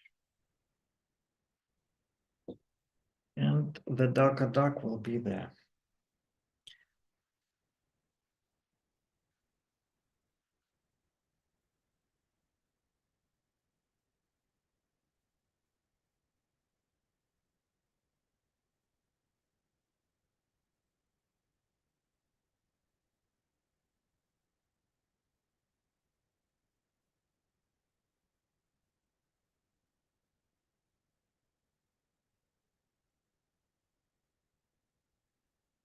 It's dark, but not the darkest.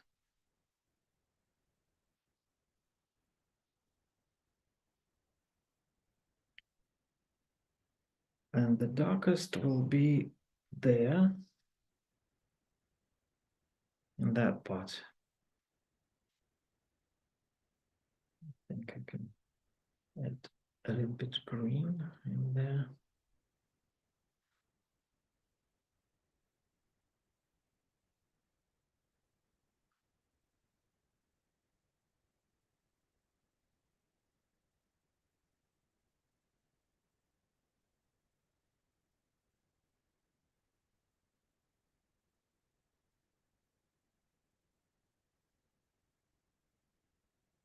And there would be darker dark.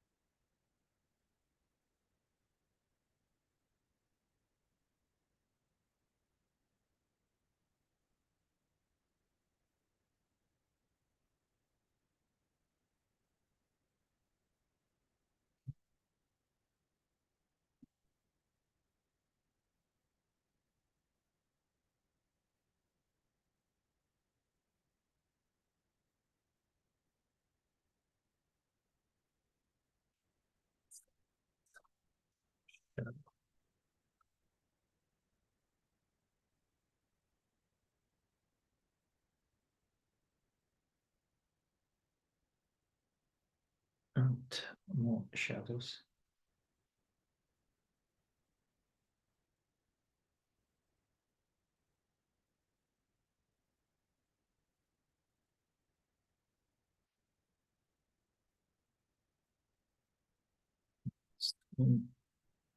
It's yellow.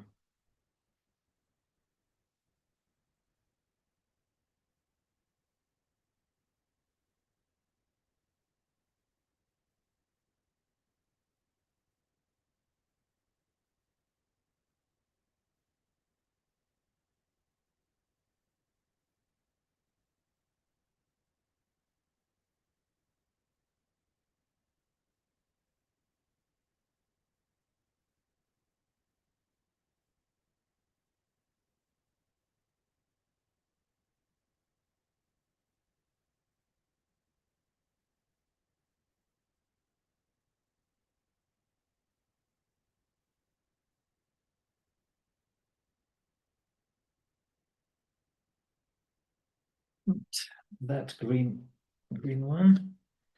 I think I can take a little bit thinner brush.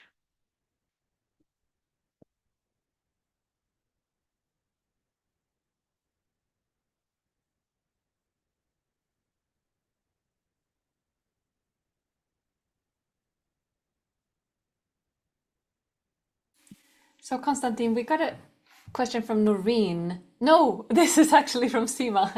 The name for Noreen popped up, but from Seema. Konstantin, can you please explain how you select and paint the layers, the lights, and the shadows? And I think that shadows might be the next step. So, if you could speak a little bit to that, that would be very helpful. I already start approaching to the shadows, but not yet. I trying to do it like in going from light to dark all the time.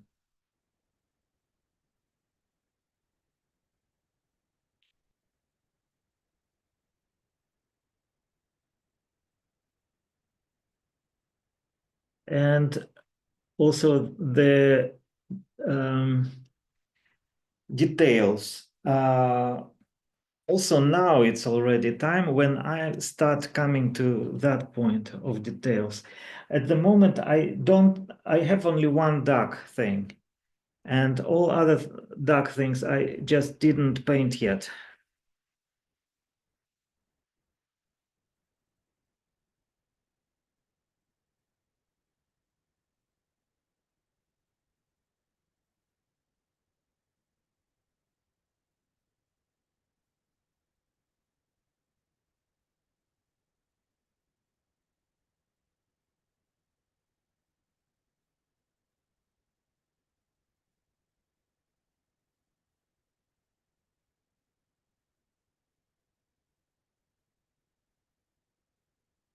But everything has to be united. I need only few things which would be working there as a bright contrast.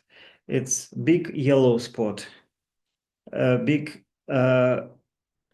green spot, and big kind of dark purple shadow, and a little lavender spot, and just a supportive skin tone, and this box for this spot for the something there. So maybe time for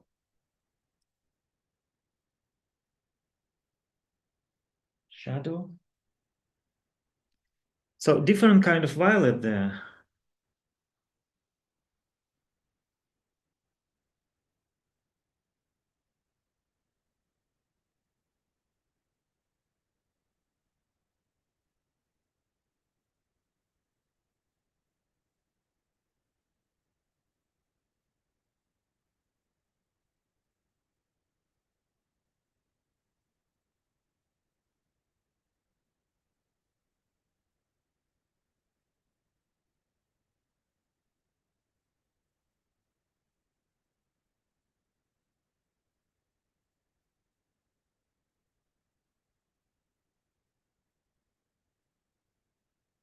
There could be also darker shadow.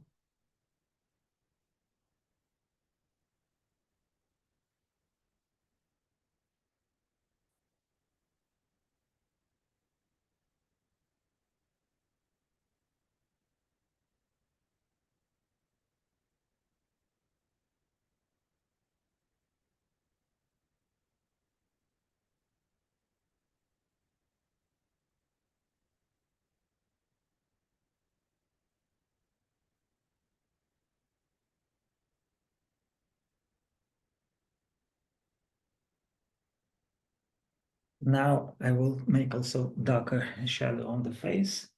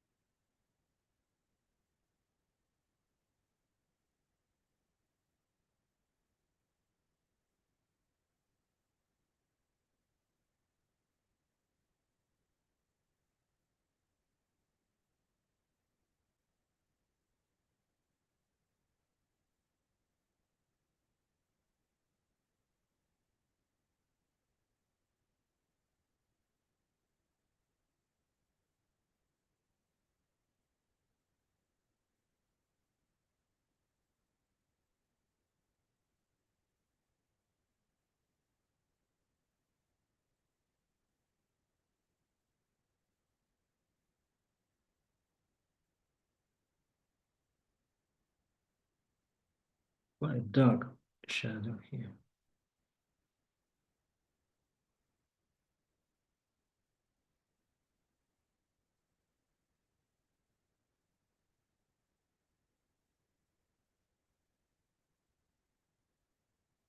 Just violet.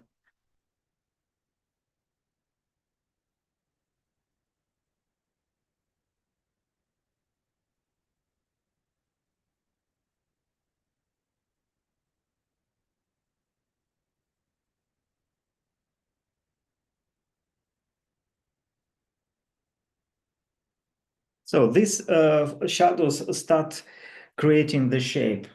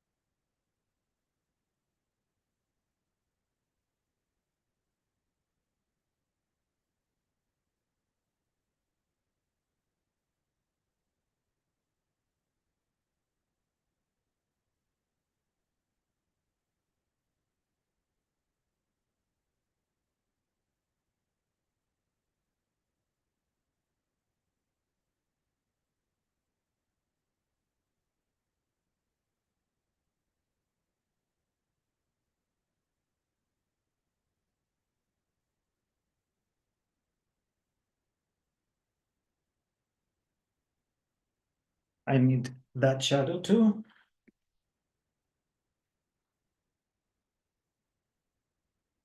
And I think it's too much of green here. But I have to remove it.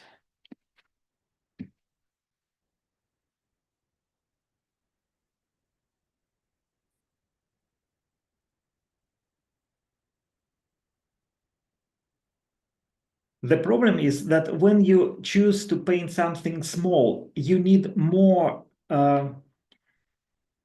details. You have to be more precise in details than in a bigger painting. It's just the rule, because the smaller one really something what people can go into details.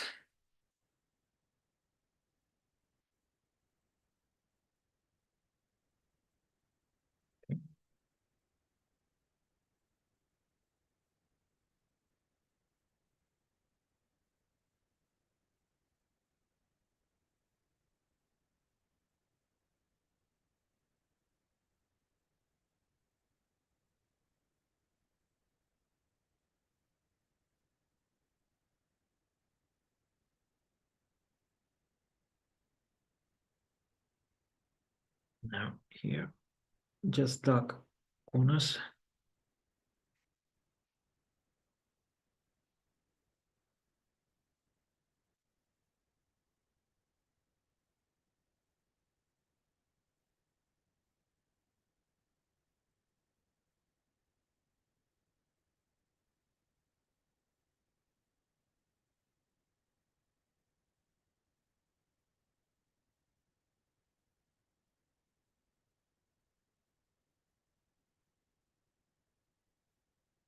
Here could be softer shadow going into here.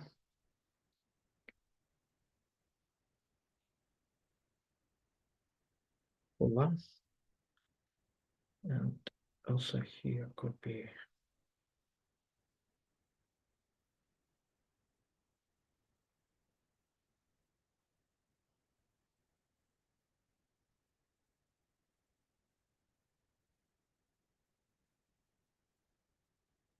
now I'm just uniting everything with shadows.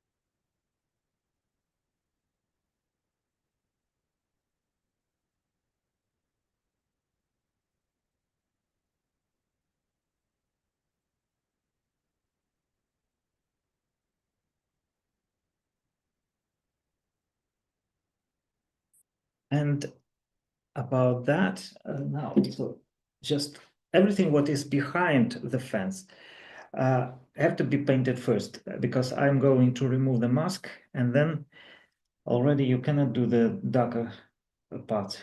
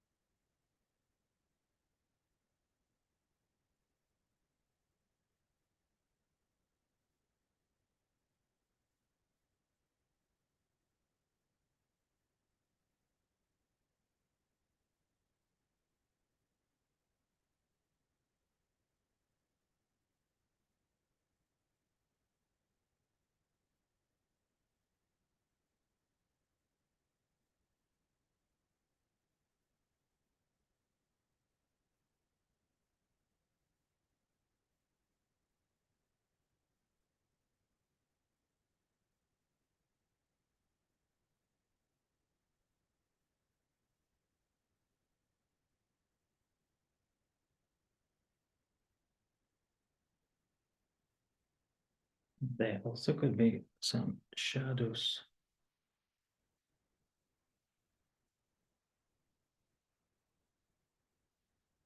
on the legs.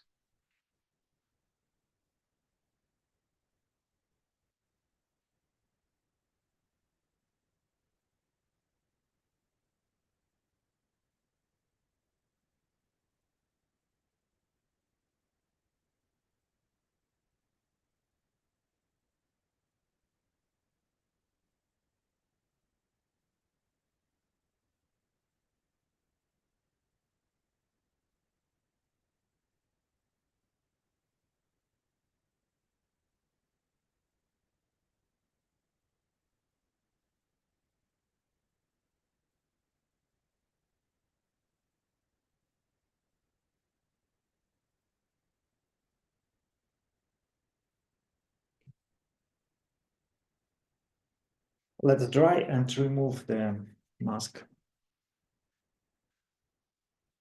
Because mask is not something that is for sure final. very often you have to just remove it and then to check what have to be what else have to be added or adjusted.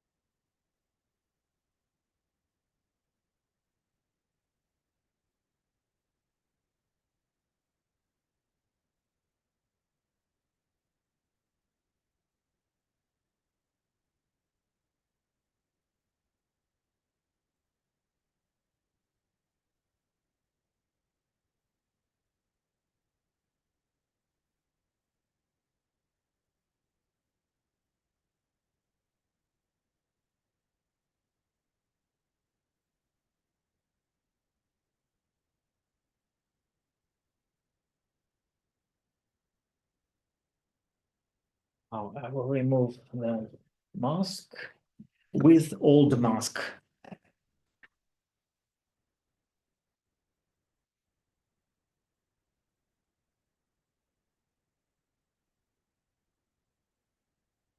It's the mask which I collected previously.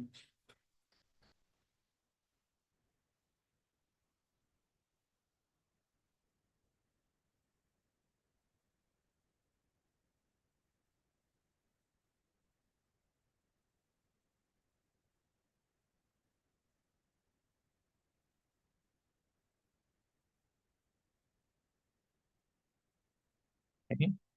Now we have some fence design and we have to adjust it. Maybe I can even add a little bit of green to here.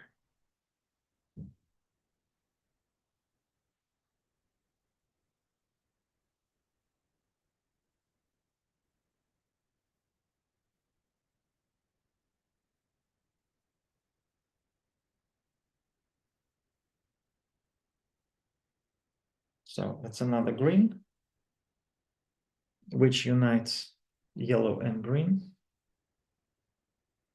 And now I need something something darker also.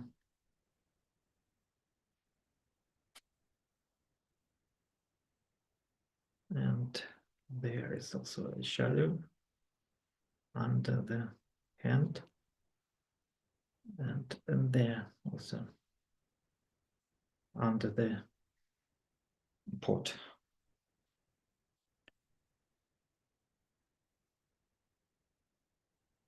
This and there also I think I can unite a little bit. Also there is shadow.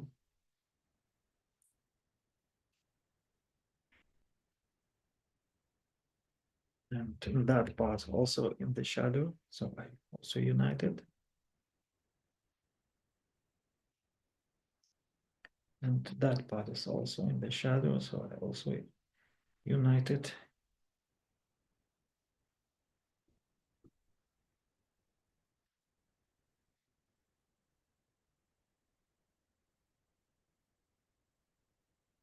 Here it's a little bit not too not so strong.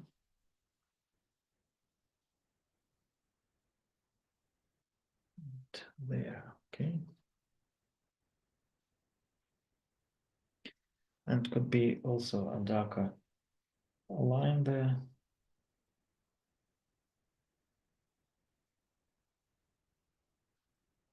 Of the top of this fence.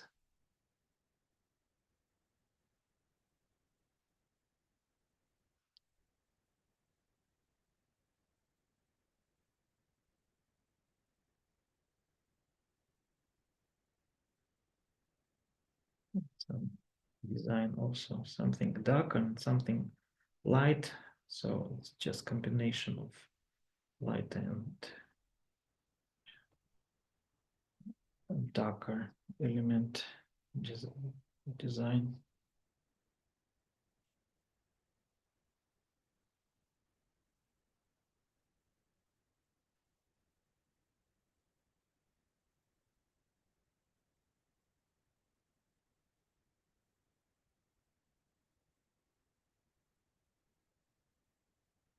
Okay.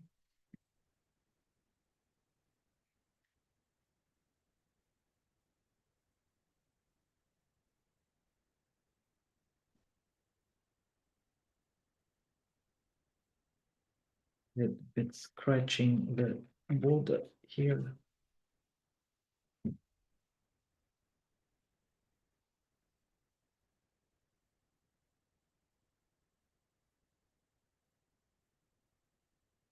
Mhm.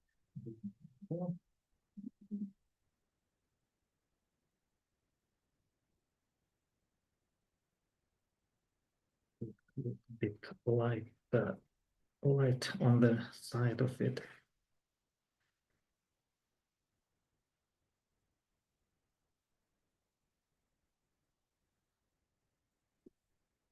And that part also could go a little bit down there with more light. That will show more perspective from down up.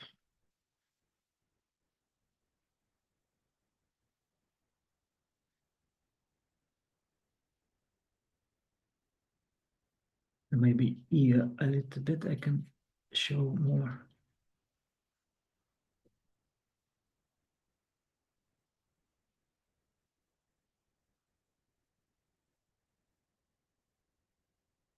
And if you like, you could also add a little bit more to the shadows.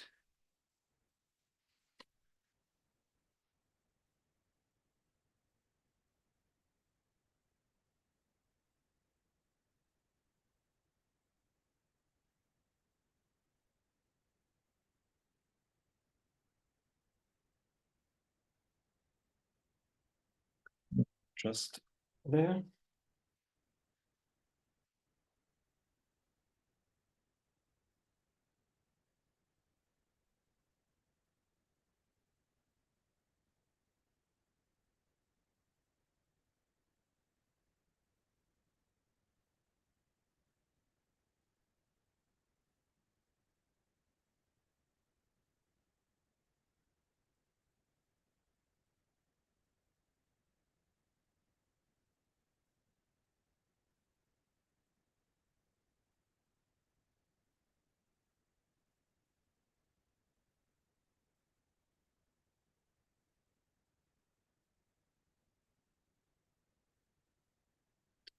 Corner always, it's good to make it a little bit darker.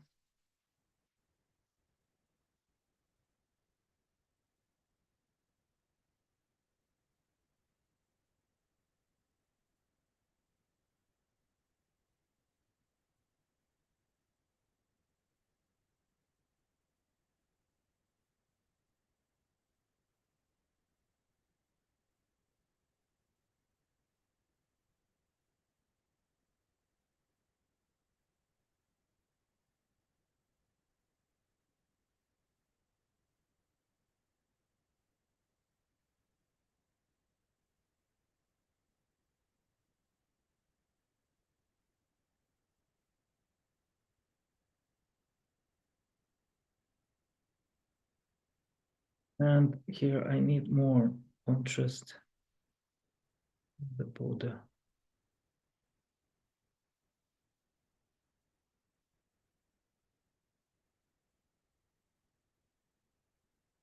Because it's the very front border with the shadow. Not so much there, but in this area. And let's make another. I'm almost there. Just a few more strokes somewhere.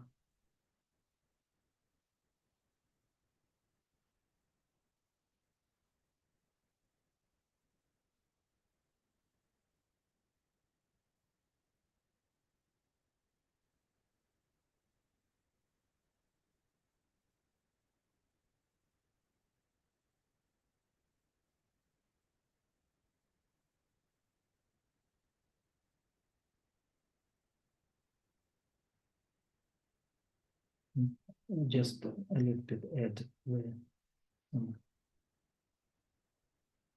accent,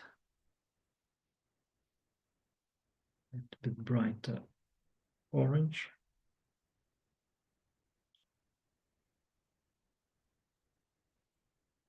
And a little bit here, just a little bit brighter, and maybe a little bit brighter yellow.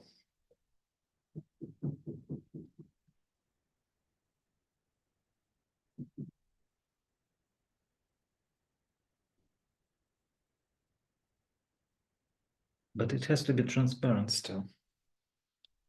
So I just add some strokes of yellow there and leave the rest as it was.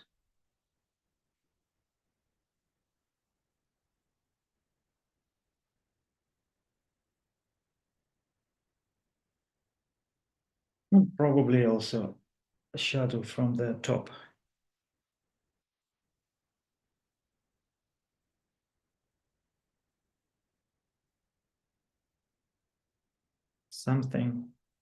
Some shadow from there. You can see.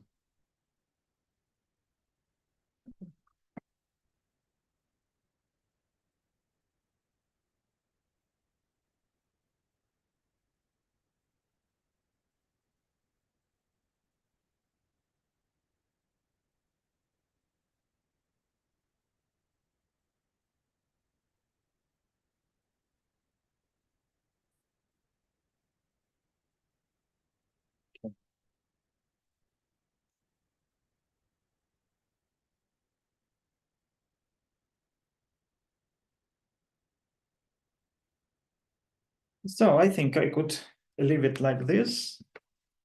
And what can we do? How can we see how it looks like? And would it be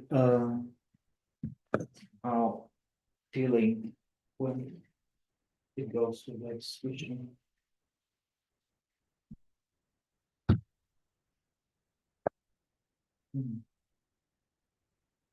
Let me see.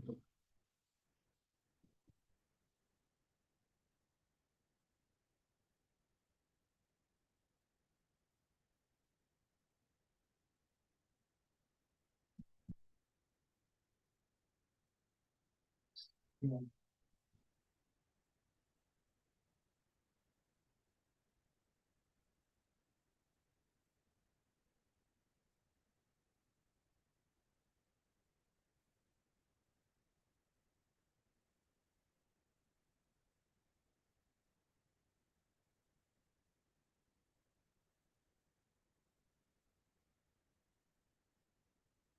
Something like this. It will be looking. At least what could attract attention is some movement, some rhythm. It all goes certain direction. Hand, arm, this one then it repeated by some shadows lines and also some verticals. All this rhythm is repeated by the window and by the fence and by this wall. And so kind of movement which is there is also attracting attention by this repetition, but in a certain way, like it's repeating, but certain way. Also, I don't like the ear is too white.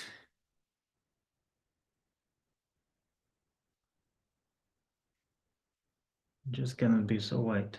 Let it be a little bit more orange. Okay. So I will leave it like this. Maybe I will send it to Urbino.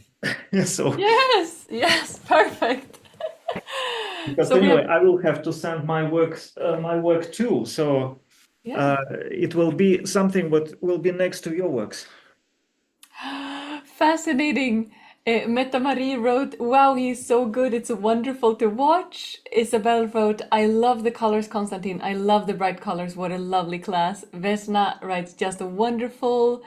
Really fantastic, says Laura. Jan says, yeah, thank you for that comment. Christina says, thank you for the lesson. Anne says, thank you for this lesson. Carrie says, amazing. I love the yellow. Thank you, Konstantin and Hannah, for a wonderful workshop. Teresa says, wonderful as always, Konstantin. Anne says, the scenery is very touching. Teresa writes, wonderful, thank you for this demo. Beatriz says, wonderful painting. Nina says, thank you, Konstantin and Hannah. Manuela says, Konstantin's people on balcony are always amazing, creating emotions. Um, But for and me, it was a challenge because it's completely not my color scheme. It's not my color scheme in yeah, any way. yeah, it is very different. You usually go for more muted colors than this one. A little bit gray blue something, Yeah, but and sometimes red sometimes red, but or not orange. yellow and green. No. Ooh, that is fascinating. So beautiful. Carolyn also writes, beautiful, thank you. Thank you, Konstantin. Sabine says, thank you for this amazing workshop, Konstantin and Hannah. I'm looking forward to the course. Ow! And Nancy says, inspiring. And Mayumi says, thank you, Konstantin. Ute says, thank you so much. Gordana says, stunning as always. Shadia says, beautiful painting. Thank you, Konstantin from CJ. Diana says, love the light and details. Marie says, or Mary says, thanks so much, so inspiring. Luisella says, amazing. Joanna says, thank you. Shvarup says, yellow and fabulous, and thank you for your guidance. Silvana says, thanks a lot for the demo and hints. Joanne says, thank you, lovely, meaningful picture.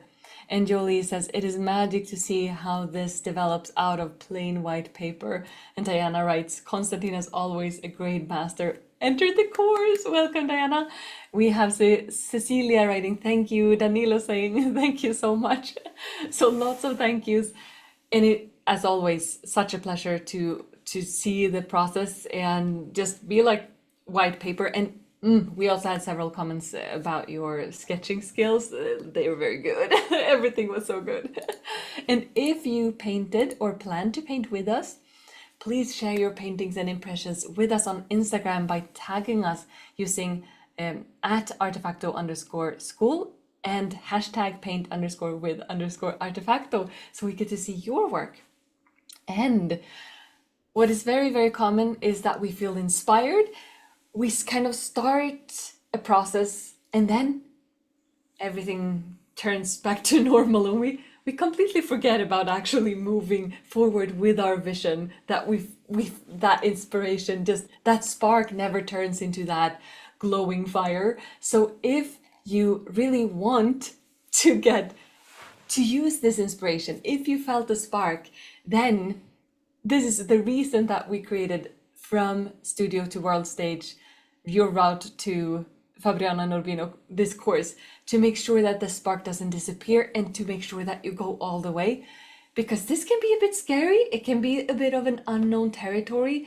Just like there are all of these steps involved that feel emotionally challenging, and we don't want that to stop you. So instead, we want you to, within these 2 months, prepare yourself, and not just remembering this feeling vaguely, but instead beholding your own exhibition ready painting in your hands. That is our goal. So if you felt that something woke up, don't let the moment slip away. Instead, use that. Keep painting and let this guidance, and if you want to join the program, the guided version, let Konstantin help you reach the finish line. And here's an overview of what's included. And the live experience is for the premium plan. The recorded videos are for everyone, and there's lifetime access to this. So this is a course that includes 5 painting demonstrations. And on top of that, there's this whole additional guidance, which is like the bone, the skeleton. That is not a very pleasant description. I don't know, the foundation, the main thing. So we have the module 1, which is about understanding what makes jurors say yes. So where you shift from dreaming about it to planning for the exhibitions and also painting this piece. And then we have personal review and refinement. And this is a place where if you join the premium plan, you will also receive feedback and transform your works from good to memorable. And then we have the artist statement and application so that you learn how to present your work professionally and confidently, so that your art really gets that presentation that it deserves. And then we have the final steps and the submissions, going all the way, learning what is required to really create an exhibition worthy piece, and then the final steps to submitting your artworks. And here is an overview once again. This has both pre-recorded, insightful interviews with experts on their specific fields, as well as demonstrations and Zoom sessions with Konstantin. So this is like a big program, but instead it's a 2-month experience with lifetime access, so that it is very digestible. It will not take up, you don't have to quit your job to do this. This is something that you can fit into your life, but will also get you fast and clear results. We also have the bonus lesson for all students, behind the scenes of Fabriano and Urbino, which is an exclusive recorded session with the national representative of Great Britain or England, something like that. I think Constant shared. And here are the 3 paintings that are already prepared for you. And then there will also be 2 additional paintings on the 1st and on the 4th of the Zoom sessions with Konstantin. And the learning experience happens on Artefacto course platform. So these videos are recorded, they will be stored there, so you can go and watch them, and they will, some of them will be there already now, and some of them, so the Zoom recordings, will show up there as well eventually. And you can go there, and if you experienced any buffering or quality issues with this experience, this is because this is being live streamed. That will not be the case with these recordings that you get access to on our platforms. You can also pause and go back and watch this again and again whenever you want to, and take it as in steps that work for your schedule. We also have a beautiful community, so a WhatsApp community where students support and inspire each other every day, where people make friends, where they feel encouraged. It's moderated by a dedicated professional community manager and our support team, so that is also part of the experience. And if you join the premium plan, you will also receive a certificate of completion, so that you can share with the world that you have studied under the guidance of Konstantin Sterkhov. And if you're ready to paint with clarity and purpose, not by copying, but learning to see like an exhibitor, then join Konstantin's course in the premium plan if you want that individual and group guidance, so that you get that additional guidance there. So here are the different sessions that Konstantin will share. So let's take a bit of a look into those. We have already spent so much time together, Konstantin, but can you, in one or two sentences, share your information on each of these Zoom sessions, starting with session 1, A View from Within? Just paint what you like. Paint something what really touches your soul, and just keep in mind what we teach you in this course, and you will be, I'm sure, you will have success. Oh, thank you. And then we focus on the final touch. Um, well, certainly it's good to have a feedback, and you can have it from me or from curator, and this guidance is something what help you to keep in a certain a line to get the result that you want, because this course is about the result. So this is learning by getting feedback from someone who knows what they're talking about. And then we have Let Your Art Speak, writing a statement. So this is also a session.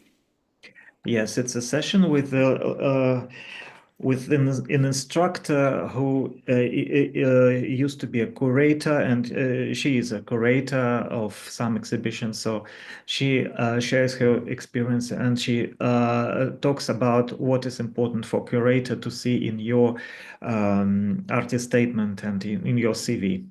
And then we have the 4th session, Ready to Shine, final step before exhibition. Certainly, even everything is good, and your work is, you have a wonderful work, and it is even selected.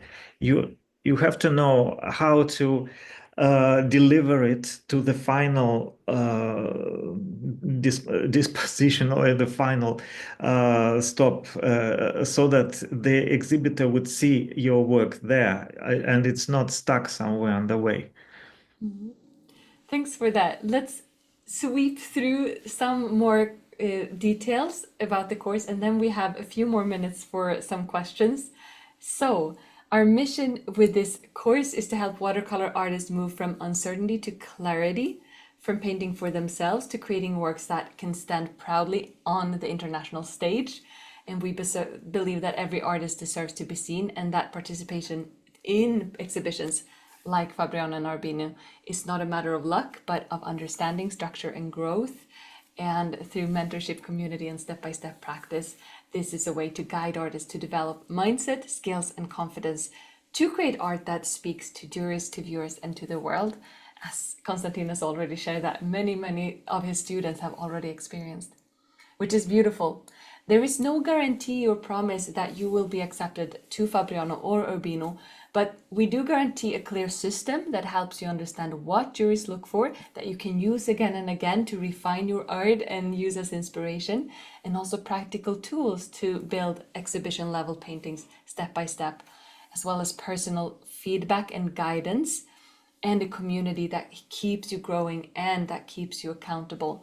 And if you commit your time, effort, and creativity, you will have the things that you need to reach your next level. And if you still have doubts, of course, this is something that happens to many people. So here are some questions that many artists ask before joining exhibitions or submitting their works. The first one, I'm not ready yet. This is so common. The main difference is that some people keep waiting and waiting and waiting, and others start learning and use this as a growth and a learning experience. And the goal of this course is to turn that doubt into direction. And then we have the I don't have time, I would love to, but my schedule is already so full. And every lesson takes just a couple of focused hours and will give you clear results. So this is why this is not a 1-year experience. This is condensed into a way that works for everyone who just has a couple of hours to spare now and then. So it's not about finding the time. It is about taking one clear step every week, and then within a few weeks, actually being ready. I've already tried before. I've taken other courses. They didn't change much. The reason that this one is different is that we have the live guidance, we have the personal feedback, and a step-by-step structure. And with experts who really know what they're talking about coming to share their experience, and you also get to paint with them. So instead of guessing, you always know what your next move is. And then a question that many people feel within themselves, even if they might not have phrased that, they might sense, who am I to exhibit? Maybe exhibitions are for others, they're not for me, just doesn't feel like me. But of course, they're for every artist with something to say, with something to share, and your work deserves to be seen. And this course is there for you to help you prepare it with confidence. So you don't need to be ready, you just need to begin. And if you want to begin, you're more than welcome to join Konstantin and the other participants on this journey of growth. So here are some things that can happen when you take that step. Lena says, wow, I've been selected for the final judgment to the International Watercolor Masters 2026. And Nelly, I'm happy to share with you, I'm awarded. They awarded me for a selection of my latest watercolors. Francesca was happy to learn I was one of the 11 artists chosen for this exhibition. We have a group exhibition, and yeah, beautiful things that can open up for you. So here are the two different pricing plans that we have. And right now, the orange prices, while we're still talking, are the relevant one. After this workshop, they will switch back to the black prices. And once this launch is over, they will switch back to the grayed out prices. There are only 20 spots for the premium plan. Yeah, if there are any left, I don't know that, but if there are, you're welcome to join this unique opportunity to learn and get guidance, individual guidance and group guidance from Konstantin. Super exciting. So the button to join is below the screen. You can scroll down, click it, and then choose the pricing plan that matches you and what feels right for you. And then you just fill in your details. It's a safe payment. You can use bank card or PayPal. It's a secure payment, so we don't get access to any information. It's completely secure. And then you will receive an email with access to the course so that you can get started straight away. And if after a couple of lessons, within a couple of weeks after payment, you realize that this will not give you the results that you want, then just write us an email and you will get your money back. Because of course we want this to be a great fit for those who join. And as I mentioned, we have already spent quite a lot of time together. So first and foremost, I want to ask you, Konstantin, do you need to go? If so, I completely understand that. Or do you have a couple of minutes for some more questions? I will stay with you till the end. Thank you for that. And thanks to everyone who's still here. We have spent a lot of time together and we have learned so much. This has been so valuable. I first just want to say huge thank yous to you, Konstantin, for sharing so many different aspects of this and taking us on this exploration together. And also, of course, a beautiful, beautiful painting process. Let me see some of the questions that I've already saved. And if you have a pressing question that has not been answered, make sure to ask that now because we only have time for a few of the questions. So if you have a question that you really want to be answered, make sure to write that now so that I get to see that before we wrap up. So Francesca had a question earlier. I did apply to Fabriano. My piece is in the online catalog. I couldn't apply in time for the physical exhibition because I don't have a country. It seems that one has to apply through your country representative, and my country, Cyprus, didn't have one. Can you explain how this works, and is there a way around it? You see, Artefacto is providing this possibility for those who are on the course. So actually that was done especially for those who wants to apply there. But if you are not in the course, we cannot make this situation harder for those who are on the course. So if we take someone who is not a participant of the course, we will just grow the competition. So if you're on the course, then you can participate through Artefacto. Okay, so that is a way to open up for that. And then Diana asked if I don't have a specific painting now because I've given all of them away, and if I'm in the process of creating new paintings, can I take the lessons and join the course? But you will have 2 months to paint Yeah, something yeah. new. I think And the whole plan is to be inspired to paint yeah, something new. yeah, because we have to get a ready work by the end of the course. It's the last week of January. Mm. So we will select the painting and send it to Fabriano. We have to have already selected painting in the first week of January. Mm. So, Ooh. but you have 2 months to paint something worth of exhibiting there. And then we had a question from Suzanne, which was maybe a silly question, but do you have to use Fabriano paper to apply in their exhibition? And No, Brianos? no. Brianos. No. I don't paint on Fabrian paper. I paint on canvas Exactly. waterford.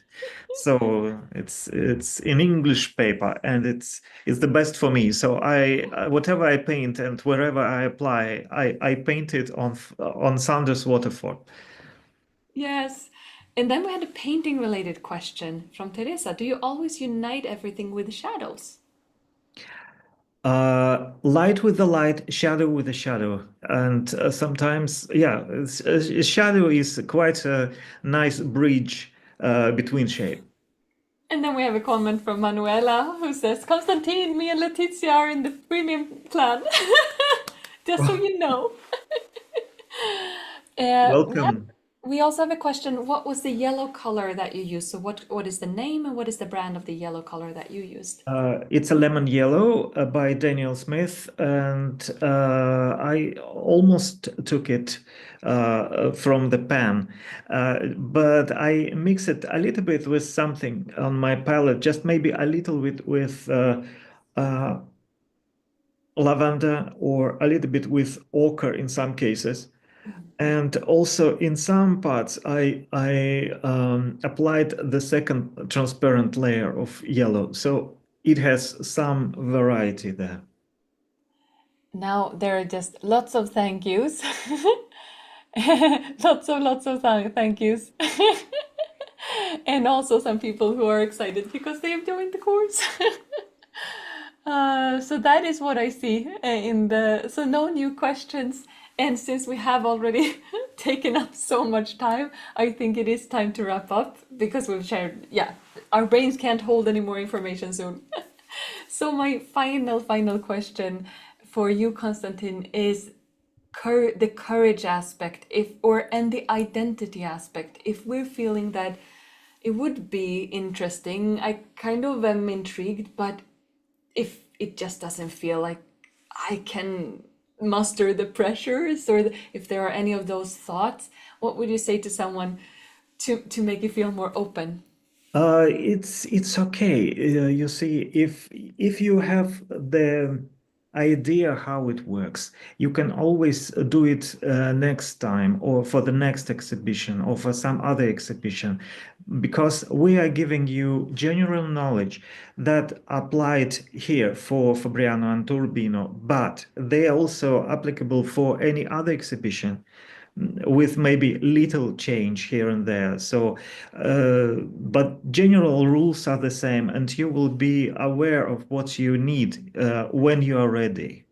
And another point that you have made previously is that not every piece that we send, even if it's a perfect piece, will be accepted. So even if we create the best masterpiece in of our lifetime, it might still not be exactly what the jury was I can looking for. show you what was rejected because Yes. the requirements are different in every show. For instance, could you believe that, for instance, this one was rejected?